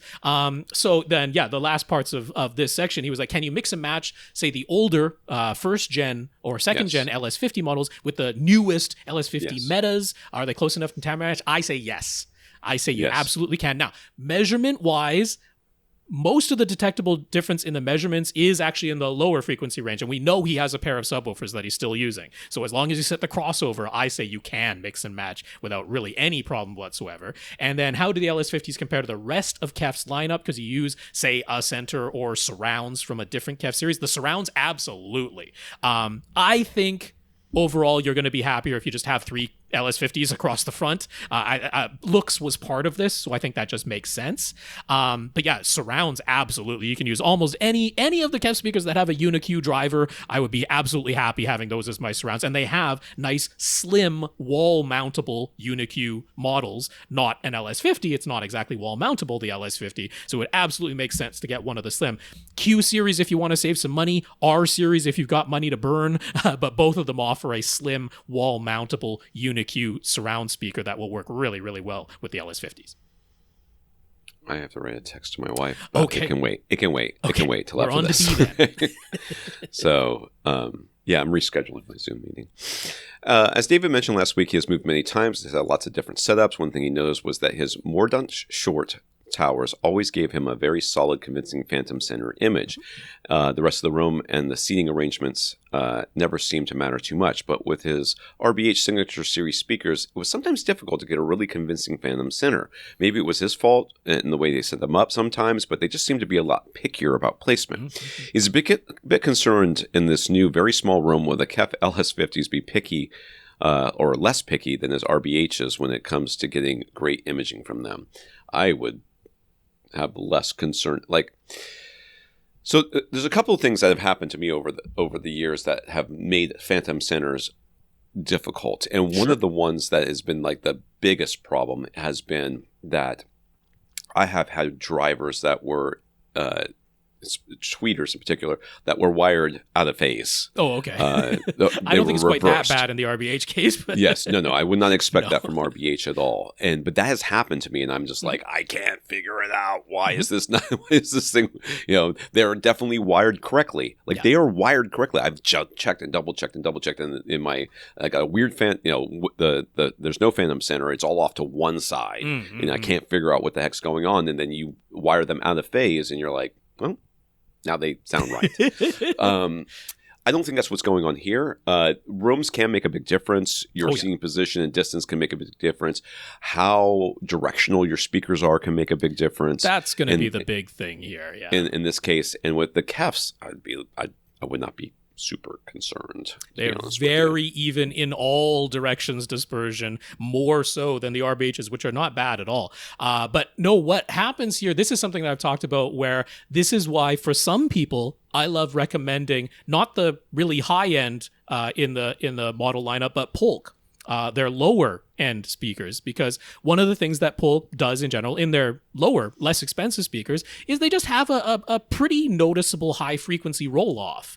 ELAC, the Andrew Jones inexpensive ones, the most inexpensive, the debut like 1 series, he did this as well. Put in a high frequency roll off intentionally, a little bit to make sure there was no distortion, and so that you could play them loud without ever getting sort of a harsh, crispy sound to them. But also because when you have that bit of a high frequency roll off, it actually makes creating the phantom center easier. Because what you're really doing is making the most directional sounds, which are the highest frequency sounds. You're just making them quieter. So what your ears are receiving is even response left to right from less directional frequencies. So that means it doesn't really matter where you toe the speakers, if they're not even towed in evenly, if they're both facing straight forward versus crossed in really steeply versus crossed over, towed in anywhere in between. Walls are uneven, ceiling is vaulted, whatever it is. When you have that intentional high frequency roll off, it makes getting that rock solid phantom center image actually easier.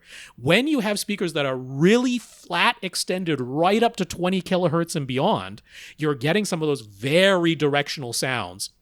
It doesn't really matter what you do to it. They're going to be very directional. And when those are a little bit mismatched between your left and right ears, your brain just goes, that's not quite a sound that's coming from bang dead center, which means you have to be a bit more careful about exactly how you toe those speakers in. And if you've listened to us, and me in particular, but us in general, about RBH speakers, what we have said is the more that you spend on the RBH speaker, you're not getting flatter. Yeah. You're getting more extension. Yeah. You're getting, and he got top of the line. Those guys are going up to 35 kilohertz. Yeah. So you bought speakers that were designed to be as flat as possible, with the greatest extension that you can possibly get. And then you're like, well, why is it? Why are they not imaging as easily as a cheaper speaker? Shouldn't the imaging be better when I paid more, right? Right. And honestly, it will be. But you have to be very careful with where you sit and where you point the speakers. They are actually going to have a better center image. It just will be for fewer people and with more fiddling on your part. It certainly sounds like a lot of his setups have been like basically a 2-seat setup, and neither of them has been exactly dead center in between the speakers. It's like a love seat. And so either of you is a little bit to the left, a little bit to the right. Yeah. So think about electrostatic speakers, right? Yeah. Phenomenal imaging, sure, but super directional. So, as long as you are held tight in a vice, the best imaging you've ever heard. But if you are sitting on a love seat, slightly to left or right, you're like, that doesn't sound like the best phantom center I've ever heard anymore. In fact, it's worse. So what you're describing is kind of what we'd expect. Yeah. And again, I can't help but take my own experience into this. When you're working with devices like bicycles or cars or something like that, the most precise the more the device is meant to be super accurate, the more finicky it is. Yeah, the tight tolerance means all of the tolerances got tighter the whole way through. The whole way around. So you're like, oh, well, I can't exactly, the ride on this thing, there's all these buttons. I don't know where I'm, what am I supposed to have, sport mode or eco mode? I'm talking about cars now. What is the best thing to do? And you're like, and then you get in like a Corolla and you're like, it's on and the AC is on. The radio also plays and now I go forward. There's a drive. But you don't have to think about all that stuff. One thing you might have never tried, because most people don't think to do it. It looks weird. It feels weird. I know what you're going to say. But it's the really steep toe in. And especially in a scenario that you have now where you're sitting really close to your speakers. One thing you can try before you get rid of your RBHs, right? Give this a try, which is take your front right speaker and point its tweeter at your seat's leftmost armrest. Right? I have an article. So like really far across, right? Meaning that now if you're just like looking at the cone of dispersion, you're like to the outside edge of the tweeter's dispersion for the entire love seat, which feels and looks really weird. And then of course your front left speaker, you aim its tweeter at the rightmost armrest. Right. Yeah. So you try that really steep toe in, and surprisingly, unintuitively, that very often makes it so the whole love seat gets a more convincing phantom center image now from speakers that are a little bit more directional. Yeah, I have an article on that that'll walk you through the whole thing. Called cross-firing speaker toe in is what we call it. But if you decided to change to KEF LS50s across the front, I bet you're going to be pretty darn happy with that change. I mean, money aside, obviously there's some cost involved in this, but money aside, it's just going to be like, it looks more normal in this small room size. They're going to be easier to position and set up. They're going to sound great. So, And I'll be honest with you, if you said, okay, I've tried the cross-firing speaker toe in, it does sound good, but it looks so stupid I can't I can't live like this. I don't want to have to explain it to everybody when they walk in. It's, you know what I mean? I would go with God. I would absolutely agree with you that it is sometimes worth it just to not have to explain to people why it is, like, to walk them through the stuff. And they're like, well, have you tried just pointing them straight out? Yes, I've tried it. Yes. No, we're not going to try it again. I got him right. It's fine. But anybody who's an experienced audio listener knows a lot about it. It's their hobby, and they say, "I've never done the cross-firing thing." I'm like, I'm never surprised by that because it doesn't feel right. It doesn't feel right. There's nothing about it that's right. But it's except for how it sounds. Rob made this up. Rob is the first one that ever talked about it to me, and then we have. I mean, there's data behind it. There's research behind it. I've got to thank Dr. Sue, right? HSU, Dr. Sue. He's the one who really sort of popularized it to any degree. It works. So yeah, if you can get past the looks and the weird feeling of it, it's worth a try for sure. Yeah, just ignore it. You know what you do? Put a screen up. Right. Just put it behind the screen. Yeah, if you got the false wall, it's a lot easier to accept. It's a lot easier to get past it. Yeah, false wall in a 10-foot room. Sasi sent a bunch of questions not related to each other, so we're going to spread these out. So anyways, here's some more Sasi questions. He added even more this week, so it goes down to like N or something like that. But whatever we can get to, we'll get to, and we'll spread them out. All right. So can we recommend a lux meter for measuring the lumens coming out of a projector? It doesn't need to be like a professional level accurate for his purposes, but he doesn't want a piece of junk either. Can the $30 ones at Amazon be trusted? Or is there something under $200 that would be worth paying a bit extra for? And then what's the best way to take measurements with it? Right in front of the projector lens or close to the screen, a specific distance away from the screen, facing the projector or facing the screen. Take 9 measurements at different screen locations and average. I'll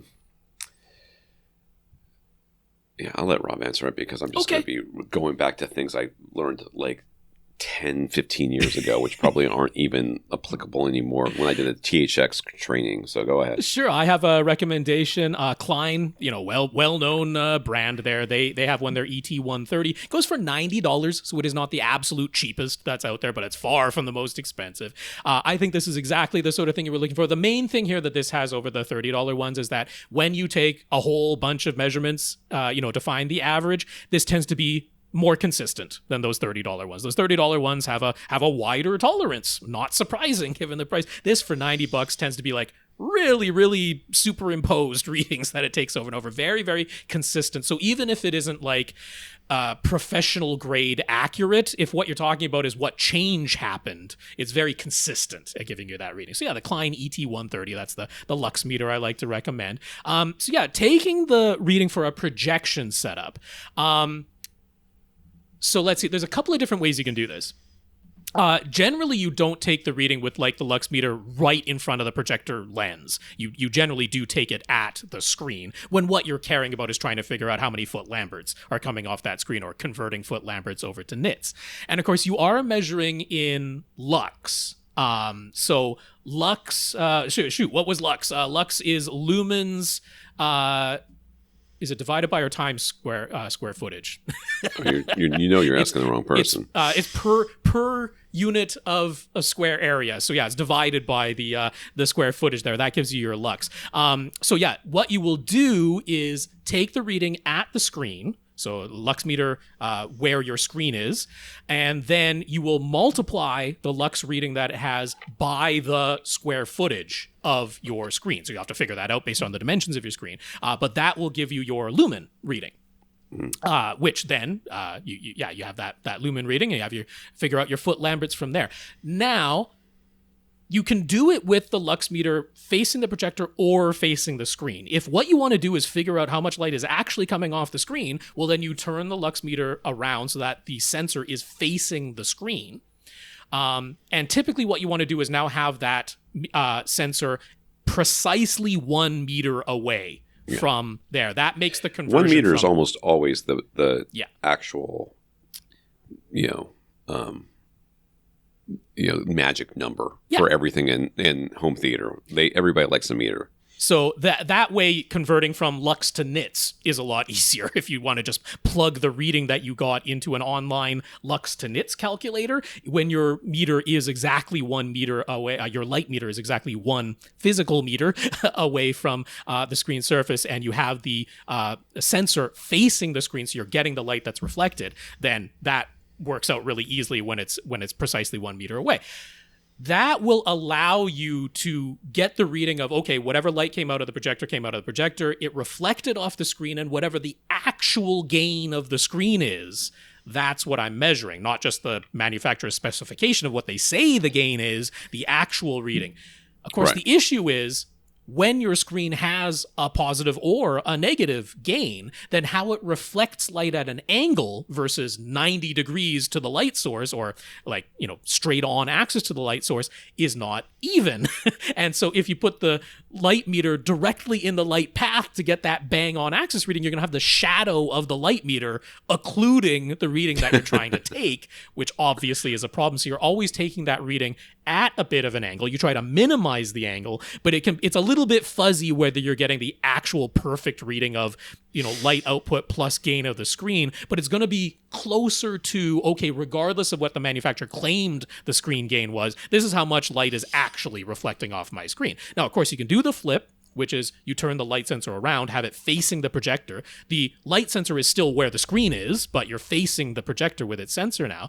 That will give you the lux reading of what the projector sent out, and then you multiply by the screen's gain to get the true reading of how much light is coming off that screen. But that means you have to trust the rating or know exactly what the gain of the screen really is. And yes, it is a good idea to measure in several locations around the screen and take an average, because screens are not perfectly even and projectors are not perfectly even edge to edge in the light that they're putting out there and the light that's reflected back. So yeah, if you want to calculate foot Lamberts coming off your screen, use that lux meter, do it by the screen, and typically I face it at the screen exactly 1 meter away.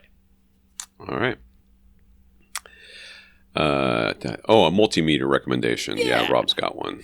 I don't use multimeters, so I don't know. I mean, it's going to be Fluke. You're not going to go anywhere else than the brand Fluke for a multimeter. I don't see any reason to trust any other brand. Readily available. Their 17B Plus is like their... it's more than consumer. It's kind of prosumer level. $150, not the cheapest out there, but when you go down, you're not getting as consistent. You're not getting as accurate. The Klein at that price, the Klein, that's the other one. The Fluke at that price, really, really good. Now, they have ones that are more expensive, have even more features, but if this is for consumer level stuff that you want to read, I can't imagine the 17B Plus model doesn't do what you want it to do. If you're a true professional working in a shop, then you might have one of their $250 or $350 models, but the 150 17B Plus from Fluke is the one I'd recommend. All right. I don't understand why these emails aren't all nested. They're all like individual, and it's freaking me out. Anyways, I got to figure out what's going on with my Gmail. Sasi is helping a friend set up Epson LS12000 projector straight out of the box. It seemed like the natural picture mode looked best, but they didn't do any setting changes beyond that. His friend doesn't want to pay for a full professional calibration. I don't want to pay for it either, so I don't blame your friend. But are there any recommended picture settings he could enter to further improve the image? The room is fully darkened, and it's a plain white screen. So usually I would look at Earthings to see what they say. I don't think they do projectors, and based on the links that Rob has down here. Yeah, not as extensively yet. Yeah. So what I would have done is done LS12000 calibrated projector settings. Sure. Recommendations, and probably would have come up with one of these links almost immediately. So probably the easiest, Projector Central, very trustworthy site when it comes to reviewing projectors, and they have a section, calibrated settings for the Epson LS12000, and if you follow that long, you're going to be well in the ballpark. The great news is you are absolutely right to go with the natural picture mode. That is, out of the box, the most accurate picture mode that it offers. Also, Epson does a thing. Some people like it, some people don't. It's a little bit of personal preference. But they do not have separate calibration settings for the HDR version of a given picture mode versus the SDR version. They're like, calibrate the SDR version, and then it will automatically translate properly over the HDR version. They don't really, other than you can change the laser light level, which is, similar to the old lamp, low, high, eco lamp mode thing that you used to change. You can change the laser light output level in the LS12000, but other than that, for HDR, there's not really any settings changes to make. So that's going to be the easiest one, Projector Central. And the natural picture mode, there's not much you need to change. The natural picture mode out of the box is pretty darn close to accurate. But there's a few little changes in other parts of the settings menu outside of just the picture mode settings that you might want to adjust. You don't necessarily have to, but David Sucio did a really good job of quickly going through it on YouTube. He's just like, bang, bang, bang, bang, bang. Here's the other settings you might need to adjust. They are mentioned in Projector Central. They're also mentioned at Projector Reviews, another very trustworthy site. Now, in Projector Reviews, they didn't do a separate breakout section that's easy to link to. You kind of have to read the whole review, and they pepper the recommendations throughout the review as a whole. But if you're willing to read through that, those three sources, you'll be very close to a professional calibration by the end. It is so easy to get TVs to look, and even projectors to look as pretty decent, pretty close to calibrated. When we were on the reunion, the first day we were there, I flew in like 8 hours before my wife did because she's flying from a different place. And I sat down in the bedroom. I lied down in the bedroom, and I would turn on the TV, and I was like, "Oh, this is not good." It was like the soap opera effect, like the whole, like it was crazy looking. Like I don't understand how people can watch TV this way. Yeah. And unfortunately for them, they left the remote with me. I went through and I just turned everything off, turned it to warm 1 or warm 2, turned off all the interpolation, turned off all the noise, whatever crap, and it immediately looked 1,000 times better. Yeah. So yes, with it is, you can get very close with really just essentially find something that sounds like cinema or warm or natural or ISF or whatever. Or especially these days, filmmaker mode, which has made it so much simpler. And then going through and turning off anything that looks like it's trying to make the picture better. And for someone who really wants the absolute minimal fuss that they can have, if they bought an LS12000, an Epson LS12000 projector, and all they did was put it in natural picture mode and did nothing else, you're not that far away. Like it can be refined a little bit better, but it's like you're not that far. Nobody's gonna blame you if you just did that and you're like, good enough. All right. So what does Rob use for his room correction on this Dent A1H receiver? Odyssey, DRAC, or both? Odyssey. Both. I use Odyssey. I have not bought Dirac yet. Yeah. So if you're using Odyssey, which you are, did you pay for the Odyssey Multi-Q X desktop software? Yes, I did. You did? You really? Well, actually, technically speaking, I didn't pay for it because I requested it as a Christmas present from my parents. So they paid for it. There you go. That was my Christmas present. For the man who literally buys himself everything he wants, this makes a lot of sense, okay? Because he's like, I'm never going to buy this for myself because it's a complete waste of money, but that's what Christmas is for really other people to buy you things that are a complete waste of money that you want. It's a great present for me because it's just like, hey, man, I kind of like having it, but, it's a perfect present.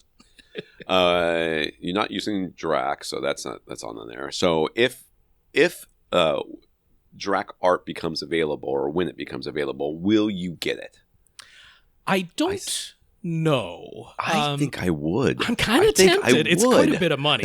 I'll be honest with you. That's what would make me go and buy and pay for the upgrade for Dirac. Yeah, I'm kind of tempted. Especially since almost certainly when it comes out, it'll be like a package deal, right? Oh, yeah. You'll be able to save some money by waiting until I'll be looking for a discount price, the full price, and with the Canadian to US exchange rate and all that, I'll be looking for a bit of a discount. But yeah, I'm quite tempted. So I'm not going to promise that I'm going to get it because it is money that needs to be spent. But I'm pretty tempted by it. That's tempting to me, and I am a cheap, SOB. So I am. That would tempt me to and then the A1H is very nice because it does have the two different speaker preset save slots, so I can have my fully optimized Multi-Q X version, and then I can have a Dirac Live art version, and I can flip back and forth between them with just a couple of button clicks. I'm like, kind of tempting just for curiosity's sake. Yeah. So Sasi already owned a UMic 1. He bought it straight from an DSP, and it came with the calibration file. He recently bought a UMic 2 that was individually calibrated by Cross Spectrum Labs. He's got a buyer for his UMic 1, so that offsets some of the cost. But before buying his UMic 1, he measured the exact same sweep using both measurement microphones. And we've got an image up now, I imagine, on the YouTube. If not, look at the Flickr album, which will be linked on our podcast notes.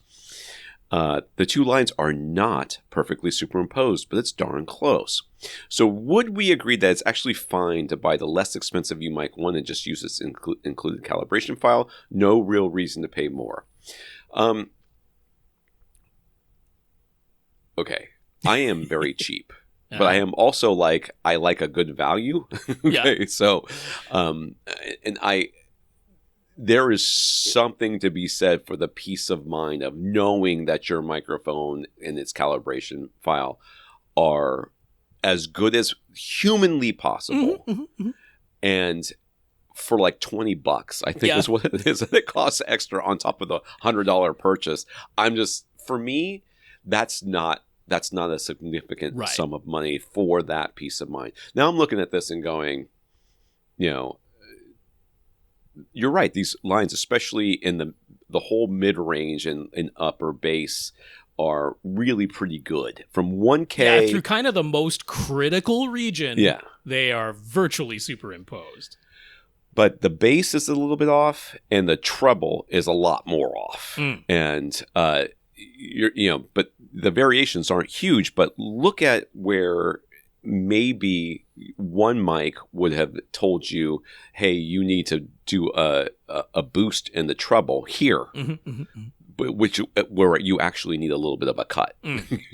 So it would extenuate an already not great situation right there. Is it enough for me to go, oh no, if you bought a UMic 1 without from and you didn't buy it from Cross Spectrum Labs, you need to throw your measurement out and throw your mic out and start all over again? No, that's not what I'm saying. What I'm saying is, it is possible that your measurement that you got would be off enough to be audible in these ranges.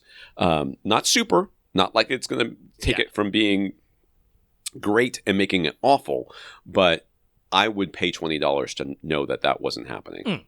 Yeah, myself. I mean, there have been times when Cross Spectrum Labs has simply been out of stock, for whatever reason or another. And if you're like, I need a microphone right now, now's the time that I got to have it. And you're like, I'm going to buy it from Mini DSP directly. It does come with their own calibration file. And it actually is unit to unit. It's not even just fully batched. There's like, they do a quick individual unit, give you the calibration file. It's only the 90-degree calibration file. Cross Spectrum also gives you a 45 and a 0, so they give you a little bit more for that price value that they add on there. But yeah, no, I've got no real issue whatsoever using exactly what came directly with. But then because the markup is so minimal from Cross Spectrum, right, it's like I'm exactly where Tom is.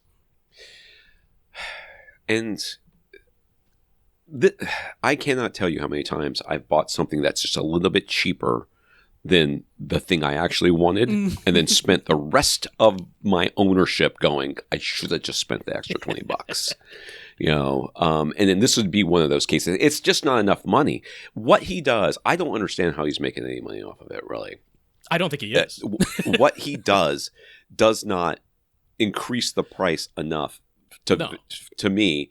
He doesn't increase the price enough to justify what you're getting for it. Right. So it almost feels like, he bought a rig for measuring and adjusting measurement microphones. He's like, when I'm only using for my own personal professional equipment, it's like it gets used, I don't know, once a week or something. Like, just sitting there. Let's do something with it. Let's do something with it, right? While we're not doing anything else, at least we can do this. To me, it's just not. So I'm not saying that you're not right, and that most people should feel fine with just buying a U mic one at $20. You can feel fine. It's fine. Yeah. But if you, I think a lot of people and everybody that listens to this podcast would go, yeah, man, I'm spending an extra $20. Who cares? It's just $20. I mean, I spend $20 on coffee, every other day. Yeah. If you were charging a $200 premium and that was the type of difference you were getting, I'd be like, value's not there. So it is all about the price. Yeah. So Sean Olive and Todd Welty both announced that they are retiring, and they, as well as Dr. Floyd Toole, have mentioned that the amount of money going into research funding these days is a small fraction of what it once was in the 80s and 90s. Yeah, that seems to be endemic right now in our society. So I don't know what to tell you about that. So what do we think this might mean for the future of Harman/Samsung? Is spending significant money on acoustics and speaker design research simply no longer worth the return on investment? Are we at a point where the useful research is basically done and there generally isn't that much more to glean? Is there any scenario in which we envision Samsung giving Harman lots and lots of money to do acoustics and speaker research again? For what it's worth, Dr. Toole has a new 4th edition of his book, Sound Reproduction, coming out soon, and Todd Welty has rewritten his chapter on bass reproduction in small rooms, while Sean Olive has added a new chapter on headphones.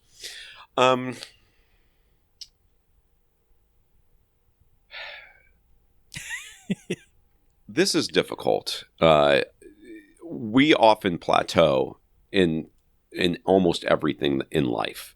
If you've ever been on a diet, which I have, and I've lost 50 plus pounds at a time, when you go on that diet, you will lose a bunch of weight and very easily, and then suddenly for like maybe multiple weeks, not be able to lose anything. The water weight goes fast at the beginning, and then and then you'll drop a couple of pounds or 3 or 4 or 5 pounds and seem to be on track, and then all of a sudden plateau again.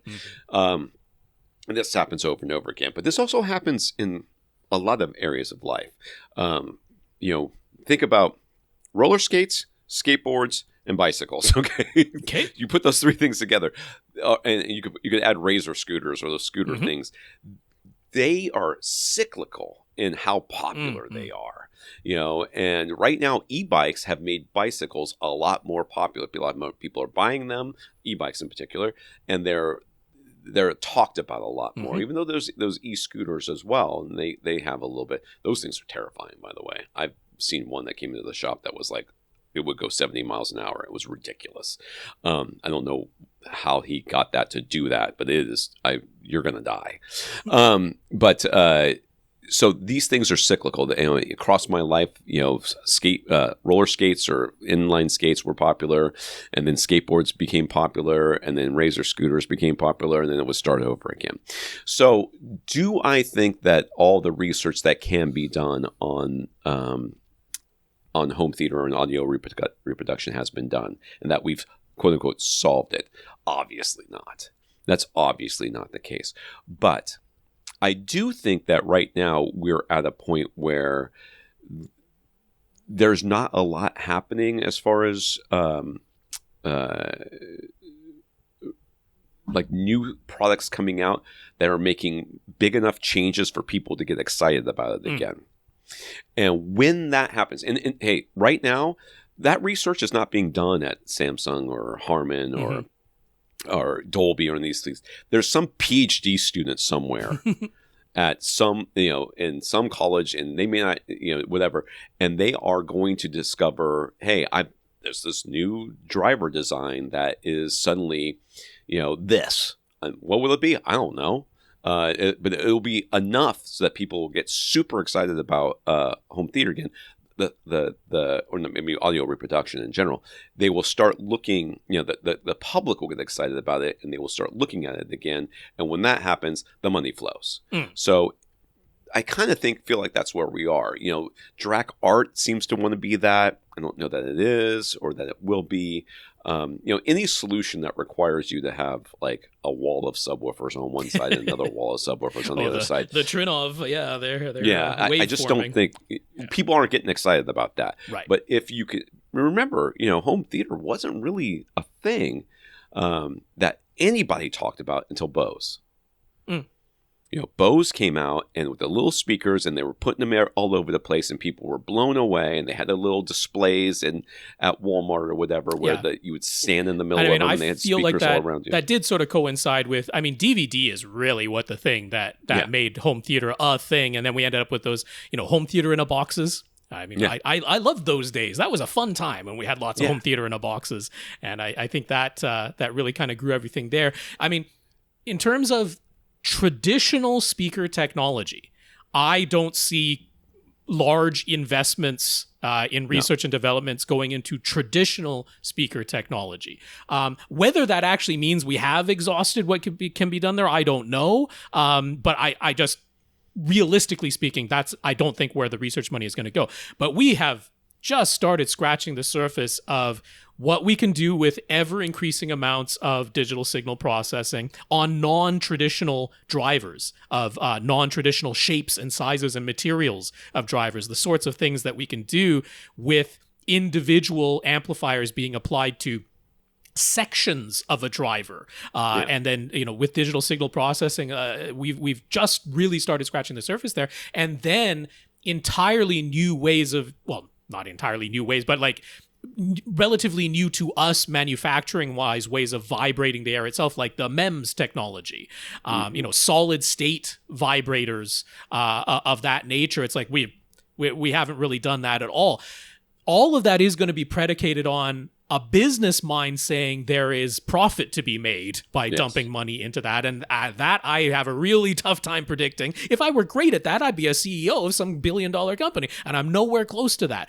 But just the notion that there isn't more audio technology to develop, there absolutely is. And hopefully somebody is going to be putting money into there. Honestly, companies like Apple are spending money on that. And we're going to see more and more development. We've seen a lot of developments in digital signal processing. What they can do with that minuscule little driver that's built into your iPhone, the amount and quality of the sound that comes out there. It's like, no, I don't want to be listening to everything on that, but it kind of is remarkable with the minuscule little thing that they're working with, what they've done there, and that's all thanks to digital signal processing. So what can be done with MEMS, with solid state, all of that type of stuff, I think we'll go for it. And I think Samsung and Harman are going to have a role to play in that, for sure. Samsung is going to be interested in what you can do with solid state sound reproducers. But unfortunately, just the amount of money that's gone into audio research, it has decreased for the time. I don't know if there's something that's going to get the business minds excited about it, but we are not done. We're definitely not done. No, we're not done. But like, we both kind of said, it's going to take a development that gets the public interested in it again, which leads to the profit. Or that they see as being a way of getting the public excited. Yeah, like, hey, this is something we can sell. This is something people are going to be excited about. I have something in my eye. I think that probably brings us to the end of this one. The next 2 questions are related, and we're well over 2 hours, 10 minutes now anyway. So, yeah, I think we put a little dent into Sasi's gigantic group of questions there at least. Yes, even though some of them were just about devices that I don't care about. All right. I want to thank our listeners of the week. I want to thank James and Matthew for going to avrant.com, clicking on the Buy Us a Cup of Coffee link, and sending us a PayPal donation, as well as our 130 patrons over at patreon.com. Yeah, for sure. James and Matthew, thank you for those PayPal donations. And then patreon.com/AVRant podcast is where you can go to sign up to make an automatic monthly donation. So a big thank you to our 130 patrons over there. Thanks, Sasi, for sending Rob an amp that people then have to send back to him. It is true. But yeah, that'll be fun to check out. I have not heard the newest Purify Eigentakt Class D Make sure you take some pictures so that we can... You can write a review for AV Gadgets. How about that? No, he doesn't sound like he wants to do that. It can be 100 words or less. Sounds okay. Looks cool. We'll see what happens. Recommended. We also got notes of gratitude from Jason, Anonymous, Jack, and Sasi. Thank you for thanking us. That is right. I'll say the names one more time. We got Jason, Anonymous, Jack, and Sasi. Thank you so much for the notes of gratitude and encouragement. We really appreciate them. And a big thank you to everybody who continues to listen and send in your questions. If you want to get your question answered, all you have to do is ask. You ask by emailing us at question@avrant.com. For AVRant, I'm Tom Andry. And I'm Rob H. Now go out and listen to something.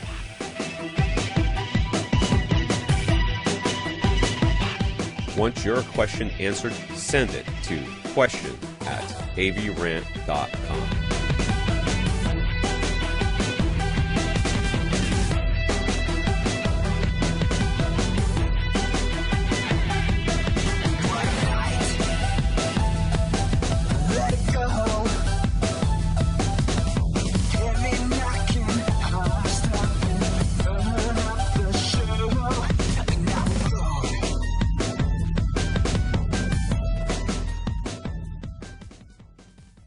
This is AV Rant. Now go out and listen to something.